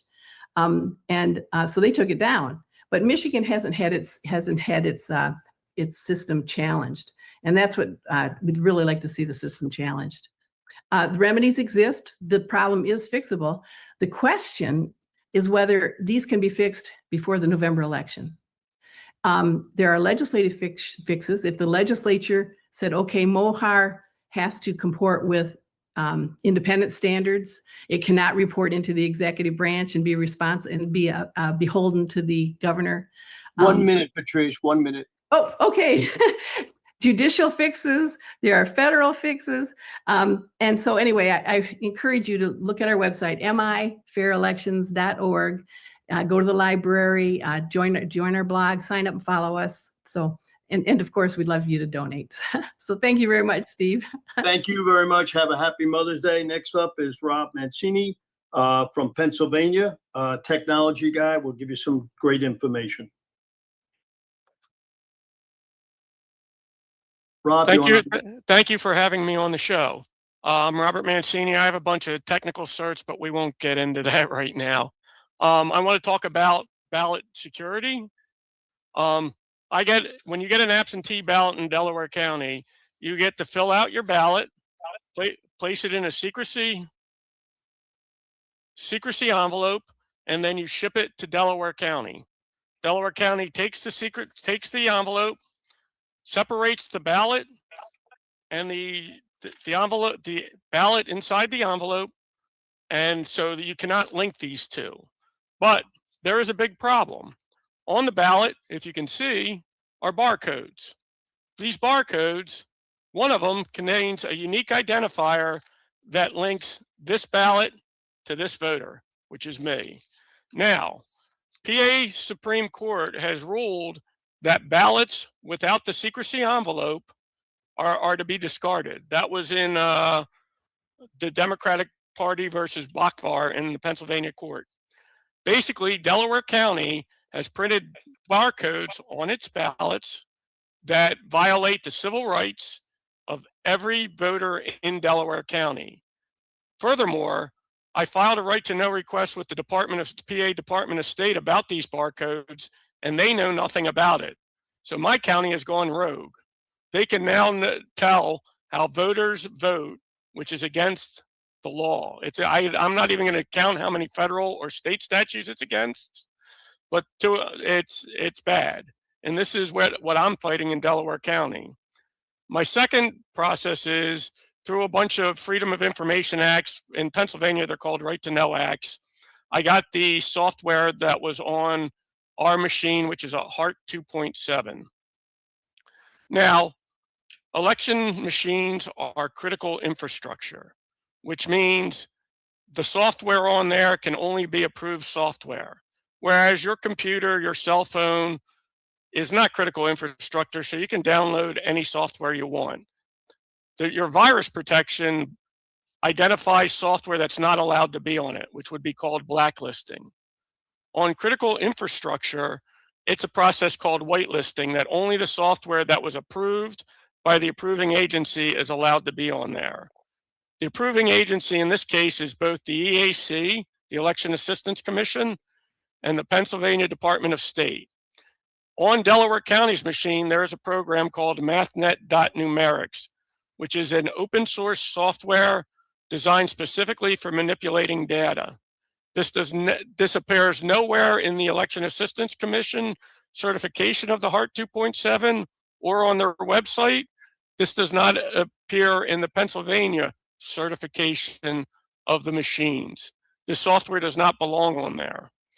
So these two in sight together means you can take a ballot with a barcode, use the MathNet numerics with the barcode, and replace the person's vote. I am currently involved in a lawsuit with Delaware County, CV-20225-010541, about the CVRs, the absentee ballots, and all the files, which the law grants on my side, and a recent PA Supreme Court ruling in Honey also grants me these. Delaware County does not want to give them up because they say I'm not entitled. The importance in these CVRs are, for you tech guys, are PDFs with their own hash codes. So I will be able to tell with these CVRs, if they're unredacted and I get all the metadata, if Delaware County flip votes. This goes right to Federal Election Law 21081A2, the audit capacity of a machine. These reports will allow me to audit the machine in Delaware County, their votes, and Delaware County does not want to give them up. This is the 6th time Delaware County has sued me over election requests. I've lost every one because try explaining to a judge who has no technical certification what a hash code is. You could teach a graduate level mathematics course on a hash code. But every voter who's watching has a homework assignment. If your ballot has a barcode on it, can you see the barcode? If it has a barcode on it, you need to file a Freedom of Information Act with your county and ask what's encoded in that barcode.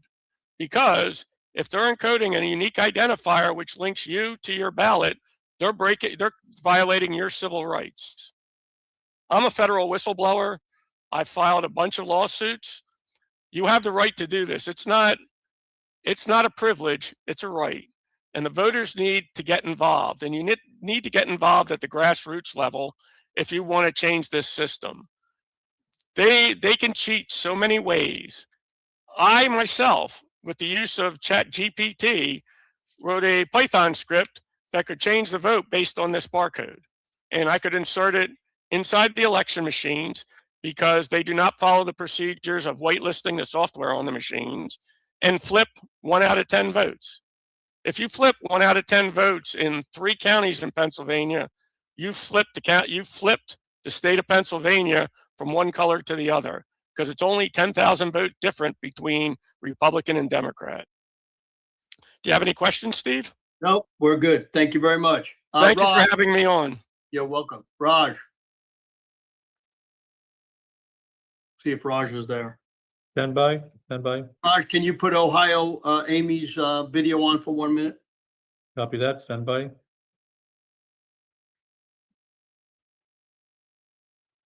Okay, Amy, you're unmuted. Stand by for Ohio Amy video now.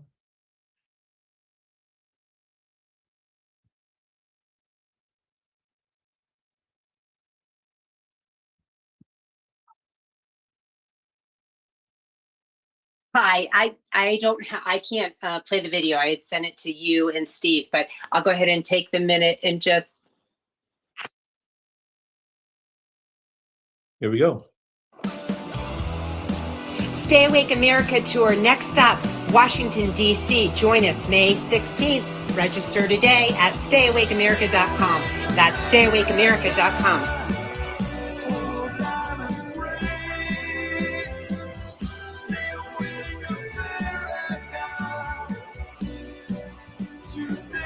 Unite, engage, and activate. Local action for national impact, all for the glory of God.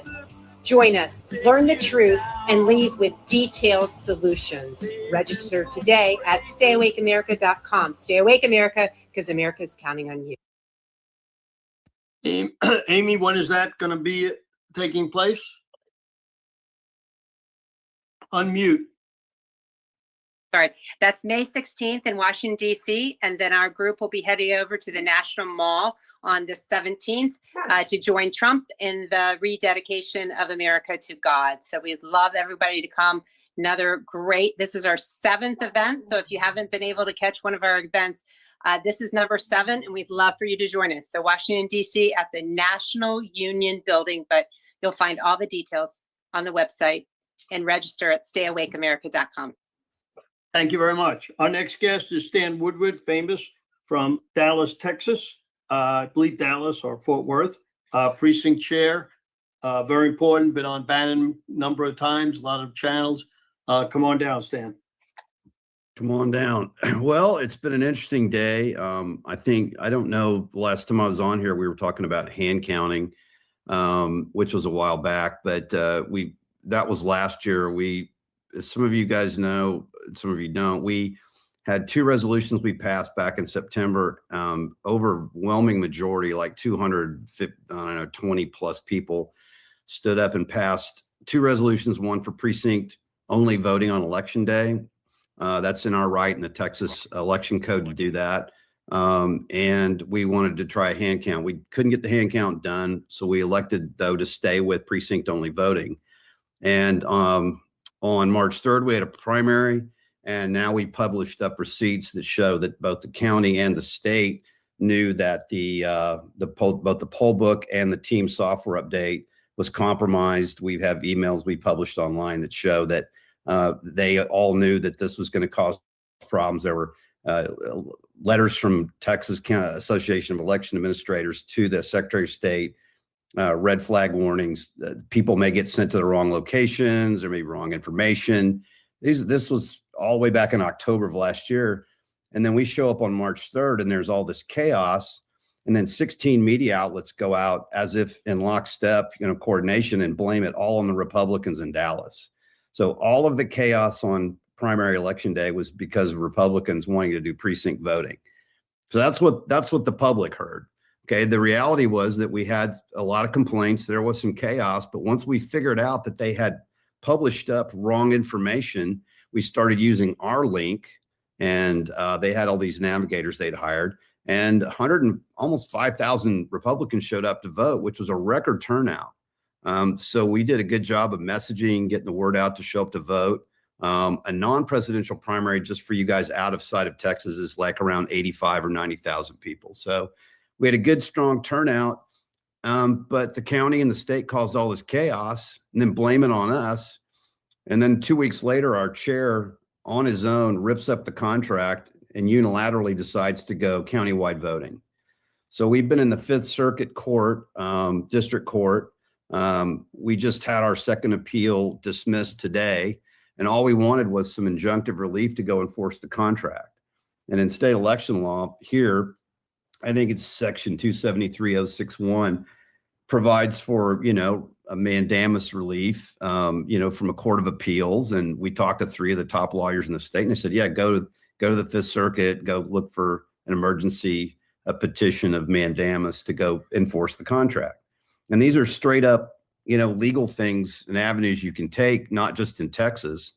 I'm just a precinct chair, and so I'm one of several people who were relators on this petition. And for the second time today, we got kicked back. So it's very disappointing because it shows really that there's no court that really wants to touch this down here. And so we're, flying essentially on our own. And then we all this Texas election law, we have all this code, we have all this training. We go to law seminars in the summer, we spend all kinds of money, and yet there's literally no redress. There's no cavalry coming. There's no judge that'll touch it. And it's just very disappointing. I run software companies, and I sign contracts, and so we abide by our contracts or we get sued. Or we get the vendor or whoever it is pulls out, we lose the contract. In this case, there's literally no redress. There's no injunctive relief, nothing. So I didn't want to just drop a huge, negative bomb on the group today. Everybody on here, though, I'm looking at who's on here, that's been through this so many times. So we're not going to quit. We're not stopping. We're going to go sit down with the county and see what they want to do. This is, by the way, this is our primary. It's Texas election code. I think it's 123.0.011. It's even Article 6. It's like the power of the primary rests with the county executive committee. And this goes back like at least to 1960 in Texas, but this is primordial soup in election law, that precinct chairs have the power over the contracts for their primary. And what we're finding out here today is, well, I don't think we do. I think we do, as long as the county wants to go along with it. And so I guess what I would say to everybody is there's very easy legal steps to take that will at least surface where you stand. And I think we just surfaced where we stand, at least in Dallas County. But if you're in Texas and you see this, you're like, well, if I'm a chair and I'm not acting right, I can go collude with my county, election administrator. We can do whatever we want and just, smash the CEC. So this is going to have to go further. I don't know how it will go further. There's several ways to do it, but it is disappointing. I think the exciting thing, in a good sense, is that it has organized a whole lot of people down here. It's forced people to read election law. How many people know election law? It's hard. I didn't before last summer. So we're not going to give up. We're going to keep pushing. We have 3 weeks before our primary runoff. And if you can believe this, the court in one part of their reply said, well, we don't have any jurisdiction over an election that hasn't happened. Well, it's the primary. You have the primary election, the primary runoff. It's the primary. It's one thing. And we're actually right in the middle of a process. It's called the primary. And so they're like, well, we can't rule on something that hadn't happened. Well, how many times have we all heard that? Right? Just like cleaning up these poll books, I heard somebody talking about the 7-day rule. That's 7 days they have to clean everything up, redact everything, get rid of everything, after an election. After an election, it's too late. It's just too late. And in a county-wide, as you guys know, all the votes are just jumbled up. You can't do a recount. You can't do an audit. Okay. At least with precinct level voting, which is how we voted here until about, I think, 2018 or 2019. All the votes go in solo cups and caps go on the solo cups and all get sent downtown. And if you want to do an audit or recount, you can pick cups and dump the votes out, and it's easier to deal with versus all the votes just being in one big tub. And you can easily cheat. You can easily rig countywide. Everybody knows that. It's just one big wide open, field to go, use whatever trick you want to use. So we're trying to preserve the constitutional rights of both Republicans and Democrats down here. And that's what really got lost during this. Oh, this is the Republicans causing chaos. We're just standing for the constitutional rights of the voters to vote in a constitutional election, which is precinct only. Countywide's not, because you cannot preserve the secrecy of the ballot. And you can audit it. If it's in a tight runoff, you can audit it. You can't do it in countywide. And so that's all we were trying to do. And so that's my report. And it's not a great one, but I'll say that we're not giving up. We have a lot of people that in our precinct chair base that understand what this issue is and the importance of it, and have been behind us the whole way. So again, appreciate your support for having us on here. It's unfortunate what's happened with our former chair and with the county. And I hope that we can find some redress and find a path to, enforce our contract and anybody's contract going forward. Thank you very much. Again, let's point out our precinct projectusa.org. One of the most important things, we have your good friend, Miss Katz, who's listening on the War Room. She's one of the people that people will contact in Texas. So if you go to precinctprojectusa.org and sign up today, you'll get some great information. We have tons of people on it. Every week we call people, get them to sign up. They get a lot of information. Next up on our program is Jay Kaminsky, Secure the Vote in Maryland. We don't have too many people come in Maryland, but I want to thank my friend Robin Sachs, who's spreading the word. My two daughters play tennis for Maryland, so I love Maryland. My granddaughter's going there now. So let's hope we can turn Maryland to red someday. That's all we can do. Jay, you want to come down? Yes, sir. Can you hear me? We can hear you.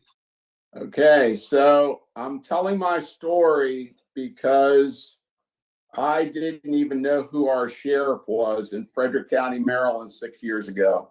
I didn't know anything about politics.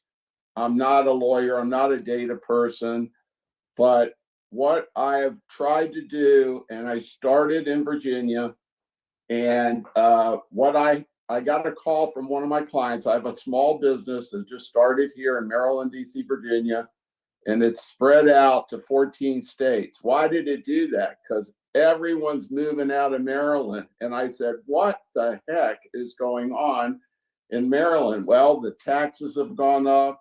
We've got Westmore as the governor, and we've got an election board director that does not want to take anyone off the voter rolls.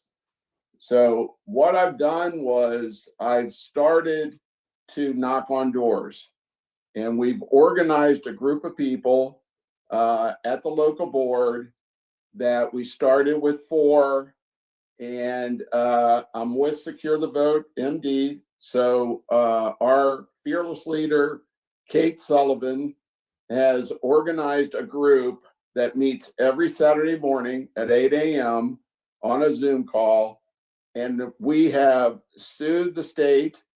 I know that the Department of Justice has asked Jared DeMarinis is the problem with Maryland, and he is just refusing to get up the voter rolls.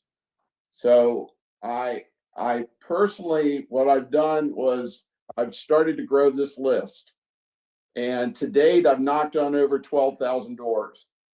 And what I've done is, like when Mark Cook came to town last week, we had a sign-up list. I added 8 new people to our list. I've told my 11,000 clients in 14 states about what we're doing to try to get them plugged in. And every single meeting that we have, women's group, we have a local Republican women's club in Frederick County, which is the oldest women's club in the nation. We have a conservative club. We have, for the first time in Frederick County, Maryland history, we have a candidate for every position. Why is that important? Because if someone doesn't run against you in the primary, and we have a senatorial race right here where the Democratic candidate has raised 82,000, she could spread that money around to the other candidates.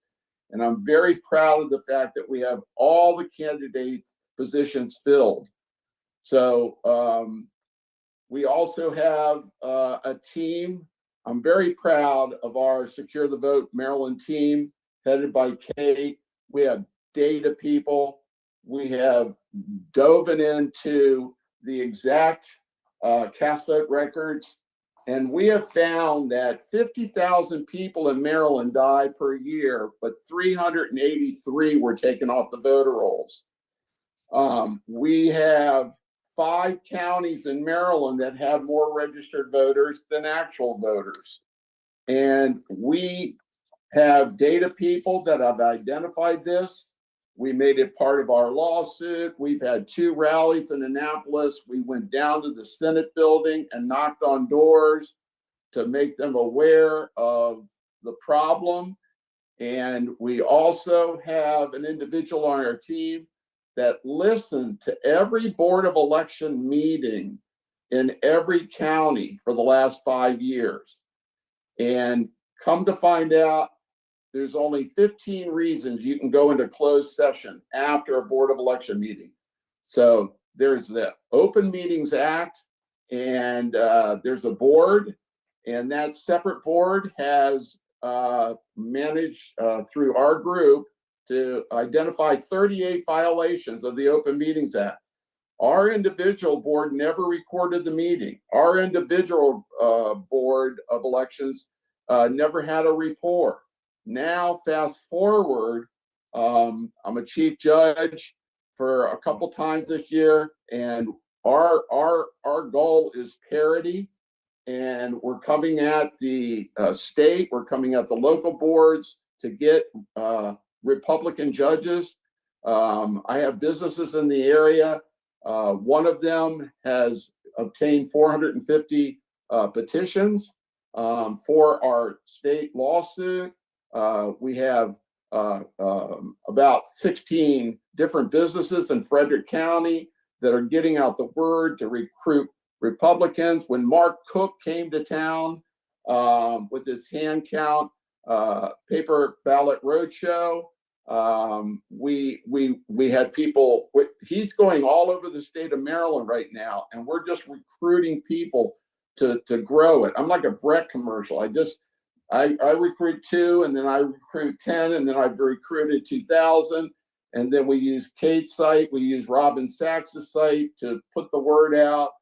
And we're just continuing to beat the drum and get the newbie who, like me, 5, 6 years ago, didn't know anything about elections, but is just an advocate to bring more people in there and get out the vote. 22% of registered Republicans in Frederick County voted in 2022. The reason Trump got in, he was too big to fail. And so that's what we're trying to make it here. There's a local Board of Education person here, Heather Fletcher. She has managed to go around to all the candidates and get all of their palm cards in the bags. Every Thursday, we stuff about 750 bags, and every Saturday go to a different location for all the candidates. And this is just getting the word out, and that is the key. People are losing hope. They're moving out of the state, but I'm staying and fighting. And I think Secure the Vote MD is making a huge. We're on the radar, and we've got some great candidates running this time. And I'm just proud to be the part of it all. So that's my spiel. Thank you very much. Want to thank some of the people. Well, we got a couple of minutes before we get our next guest on. I want to thank Norm from TotalNews.com in San Diego. He's got a tremendous online paper, very close to him. Been out in San Diego with him many times. Please go to TotalNews.com and put it on your phone. Dale Richardson from Canada, the Caris Report. Daniel Walker, 302 podcaster from Louisiana. Steve Shear from New York. Jody Cox, just Jody, one of my first, I interviewed her. She interviewed me, our first programs. Joel Altman from Untamed Nation. Murray Edwards, the newscasters. Scott McKay, S.G. Annan, one of our best podcasters, gets 20, maybe 12 to 20,000.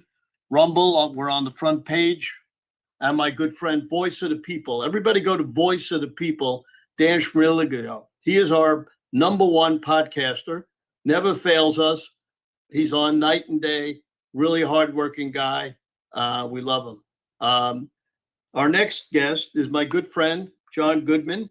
We're going to play a video after he talks, but he has worked with me for numerous years. He always is our backup in case somebody doesn't show up. So we put him on last if we have to, but everything he does is unbelievable. He spends many hours in the library researching things for many of the people. He has been instrumental in the EOs that President Trump is doing. So John, come on down, my good friend. Thank you, Steve. And I thank you for being such a loyal friend and mentor of me. Good afternoon, everyone. First of all, I know a lot of my Republican friends are very down and out about the SAVE Act not passing. And a lot of Republicans that I know are pretty much saying we're in trouble in November. But there is a plan that was developed. I watch Wayne Allen Root's show at night. He's talking about elections a lot. And I said to Steve Stern, put me in touch with Wayne Allen Root if you'll do that for me, Steve. And Steve Stern gave me his contact information. And then I said, Steve, I don't know Wayne Allen Root. Please come on a 3-way call, please. And on a Sunday morning, Steve Stern came on a 3-way call with me and Wayne Allen Root. And me and Wayne have become friends. And Wayne presented an idea to me to end the rigged elections. It was in raw form. It needed to check constitutionality. It needed to check also whether it could be done before the midterms. And of course, no courts and no Democrat obstruction. That sounds like a tall order. Well, we, after a lot of research and working together, we have come up with something that I think you're going to find absolutely extraordinary. So when Amy just said she wants real solutions, Stan didn't have great news. I want to give him some. Linda Sinkowitz, who's wonderful, said, let us know if she can help. So this is Wayne Root unveiling our plan on his show last week. Please listen very closely. Flood the chat with your ideas and your feedback on this. This really is the last hope because nothing else is going to make it in time. All right. 250 years ago, a nation was born, built on courage, driven by freedom, defined by patriots who stood their ground. Today, we don't just remember that legacy, we wear it. This is more than a shirt. It's a symbol of strength, freedom, and pride. I'm Steve Stern, COO of theflagshirt.com, and I invite you to celebrate 250 years of the United States with us. Wear your pride, stand for something, get your shirts today.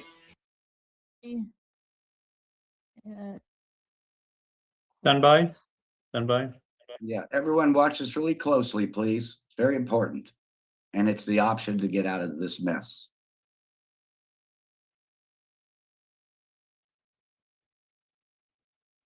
Unmute at the top there, Raj. Copy that. I get asked all the time about how my mom. Yeah, it's like got that 5-second thing in the lower right corner. There you go. Almost no one knows this. Reach it.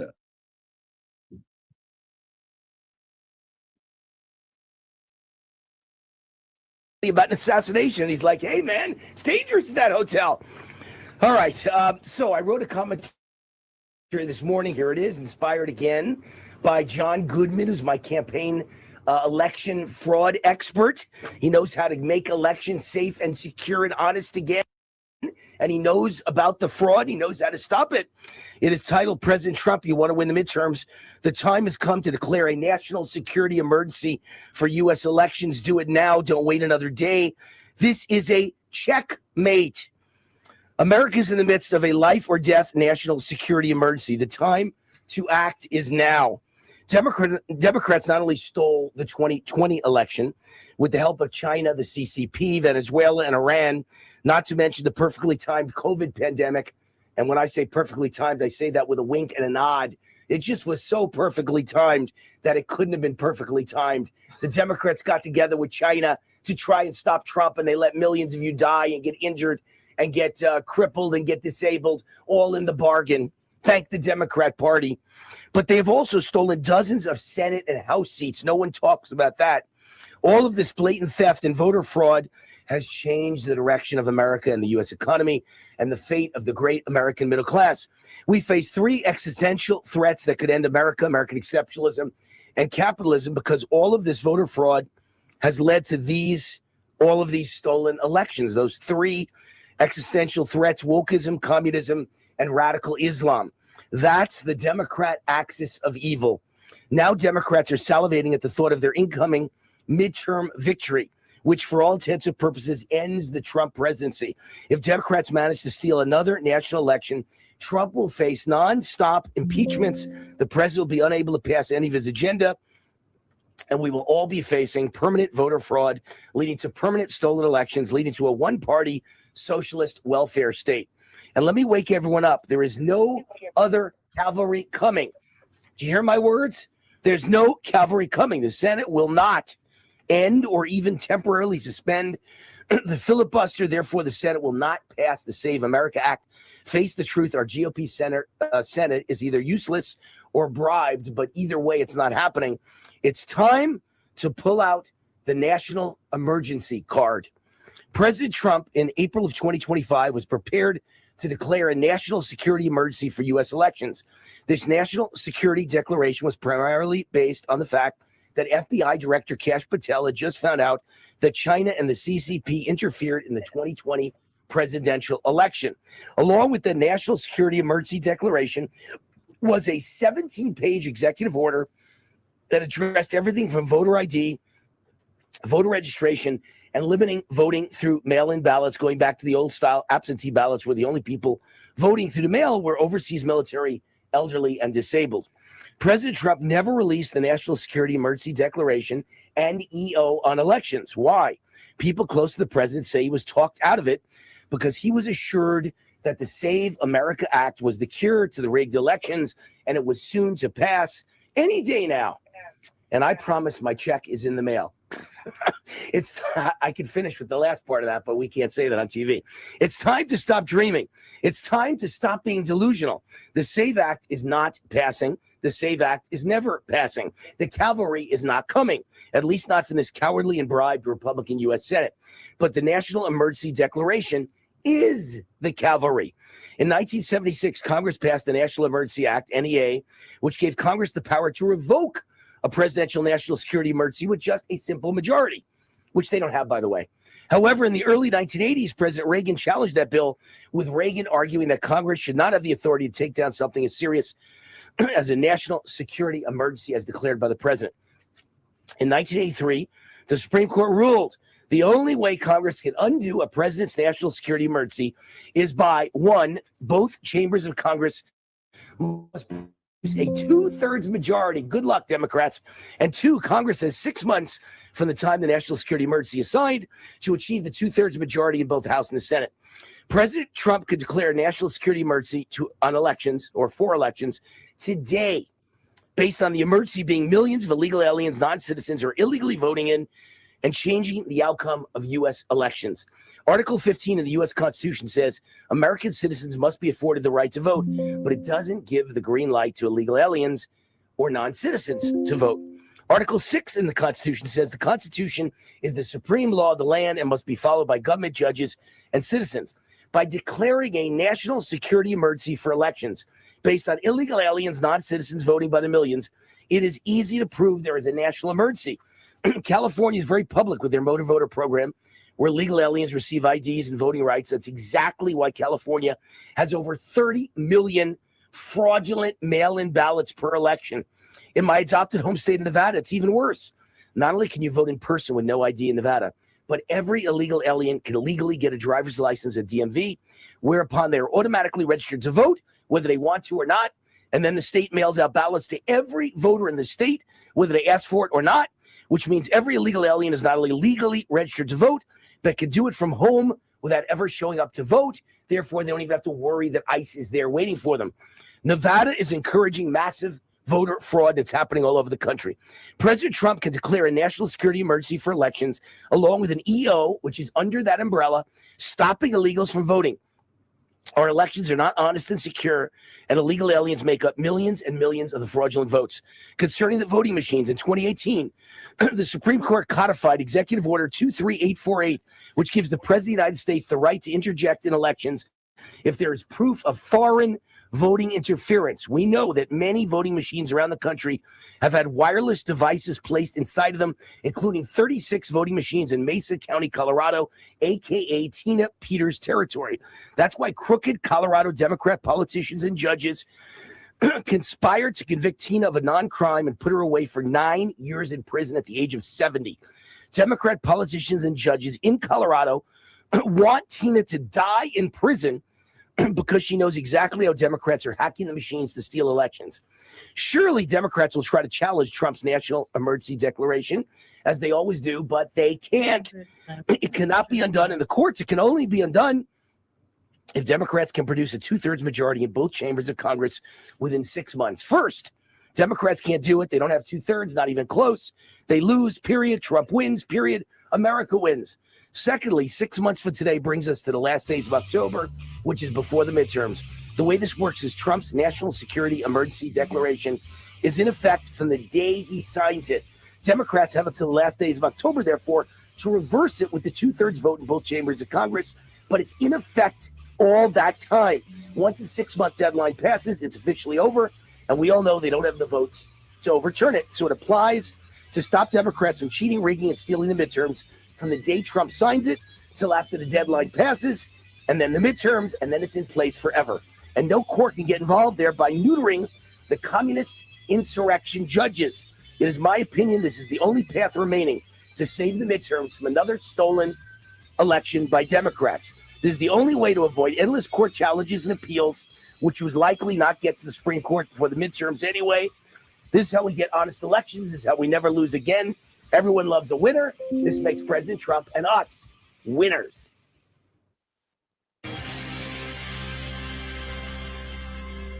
Okay, let's get John back on. Finish it Okay. off. Okay, thank you very much, Steve. So this is why this is the only path left, because number one, the Supreme Court already ruled in 1983 that the only way to undo a presidential national security emergency is 2/3 vote in both chambers within 6 months. They don't have it. Okay, so this is the only way that there won't be Democrat obstruction, because there's not time to do anything else now other than this, because it wouldn't make it through the judicial channels in time for the midterms anyway. So it's legal, and the Supreme Court ruled. The Supreme Court's not even going to hear it, because they said this isn't a court deal. This is, you want that presidential national security emergency gone? Fine, get 2/3 majority in both chambers. So I ask all of these great election integrity people, in closing, I ask all these election integrity great people on this call to urge President Trump to release the national security emergency on elections. He was about to do it 6 months ago, but he was assured the SAVE Act was our savior. So now let's do it, because there's nothing else on the table. There's no cavalry coming. If it's not for this, we will have a repeat of 2020 on steroids. Please help. My Getter address is at John Good 1965. Again, on Getter at John Good 1965. And I hope you will get on board with this. The last thing I have, Steve, is I did get a call. Steve got a call from this gentleman at Mar-a-Lago. President Trump wasn't there, but the Trump team has been sent this. And so they are fully aware of this. And Wayne wrote an article in the Gateway Pundit about this, and it was very well received by Trump's legal team. And I got a call, Steve got a call from Mar-a-Lago. So let's push this over the finish line. It is the only thing that could get done in time with 178 days left, and the Democrats cannot stop it. Reservation earlier Thank you today so for much. And whoever's on there with their and live I phone, neglected to get the thank you name on the too. credit. Thank you, Thank you ma'am. very much. Thank you very much, John. You're a good All right. friend and great moderator. Our last person to come up is Mitch Vexler from Texas, who's going to talk to you about mortgage fraud and a few other things. Come on down, Mitch. Thanks for waiting. Hi, it's been an interesting conversation. I've been listening to this for the last few minutes. You have a document that I just sent you in your email, and it's called the Act of Dissuasion. And something happened this morning where an attorney in Washington had asked AI to look at my 354-page document to help the investigators along with what it is that we have laid out in that document, which is called the Second Amendment to the criminal complaint. I filed an original and a First Amendment. This is the follow-up, which does include the voter fraud. AI itself stepped into a landmine when it started spewing this morning information with regard to the Jack Smith case. And let's just say I went a few rounds with AI and it lost. That document is well worth people's reading, because part of the problem that we're all facing is, in fact, fraud by virtue of what is happening with the broadcast companies themselves that the FCC has the authority to shut down. So we've got multiple problems, one of which obviously is the voter fraud. But when you've got companies that are spewing utter nonsense, claiming that the Jack Smith trial, prepared trial, what he was aiming for, was legitimized, when in fact it wasn't, just the opposite, and I laid all that out in the response, we have problems, because what we're truly dealing with is socialism, socialist policies. And I left one country called Canada over this nonsense in 1990. I have a pretty fair idea what I'm speaking about. So when you realize that socialism in and of itself should be codified into US law as illegal, A lot of this problem is going to be forced to go away. What we're dealing with on the voting scale, the voter fraud, these are socialist policies. That's the ramifications of what it is that they are doing. And it is the exact opposite of what the United States was founded upon. The document that I've got now created, I hope to have it out ideally within the next 5 days into the public realm, that ties all of this together. It ties the voter fraud by virtue of the software. It ties the school district bond fraud by virtue of the software. And it ties the property tax fraud by virtue of the software. It's all related to the software. The software has been designed to allow fraud to occur. This is pure socialism. This is pure theft. And the real national security risk is the bankruptcy of 42 million households across the United States and or losing the roof over their head because they can't make the real estate tax payments. All of these things are connected. It's in the software. What we're dealing with is pure propaganda. It has to stop. And I agree that President Trump is going to have to call in the National Guard, and these voting machines are going to have to be destroyed. The safest election and the only election that can occur at this point has absolutely nothing to do with a voting machine. Use a fishbowl and a bunch of paper. It's the only way to get a true count as to what is happening. And the documents that I've written, including the one that, Steve, you have right now, that's a part of the 354 pages. It lays out this case crystal clear. How do people reach you? The website is mockingbirdproperties.com/DCAD. And the email I sent you can feel free to send it to anybody you want. It's just a small snippet. It's only 6 pages, but it's lethal with regard to what AI is spewing. And it's utter nonsense. It's horrible what has happened here. Well, thank you very much for coming on today, Mitch. And that's going to close it for today. We want to thank everybody for coming. Again, Trump Day for Broward County Republican Party, September 19th with top speakers. Anybody would like to come, it's going to be at the racetrack down in Hallandale. It's called Gulfstream Park and Casino. You can go to the racetrack in the afternoon, our event in the evening, and then go right next door to the casino. So you can make it a 3-in-1. Last year, John Fredericks was one of our speakers. He wants to come back again. We had Byron Donalds. This year, we're asking Trump's youngest son to come. We'll see if we can get him. Again, precinctprojectusa.org, very important. I'm asking everybody to sign up. There's millions of people on this thing. It takes a very little stroke of your pen to come to precinctprojectusa.org. Very important. Again, if anybody wants to get our new hat that just came in last week, all our 350 paraphernalia, theflagshirt.com. Email me at stern1054@gmail.com. Glad to answer any of your questions. Please join me, Stern American, on X. We haven't talked about that much. We have a lot of people who are going to be expanding X. Seems to be a lot of people on it. We had somebody put 250,000 people on it today. We're expanding our podcasters. If you have any podcasters, please do that. Raj, you want to close it up today? Thank you. Thank you, everyone, for being on the call today.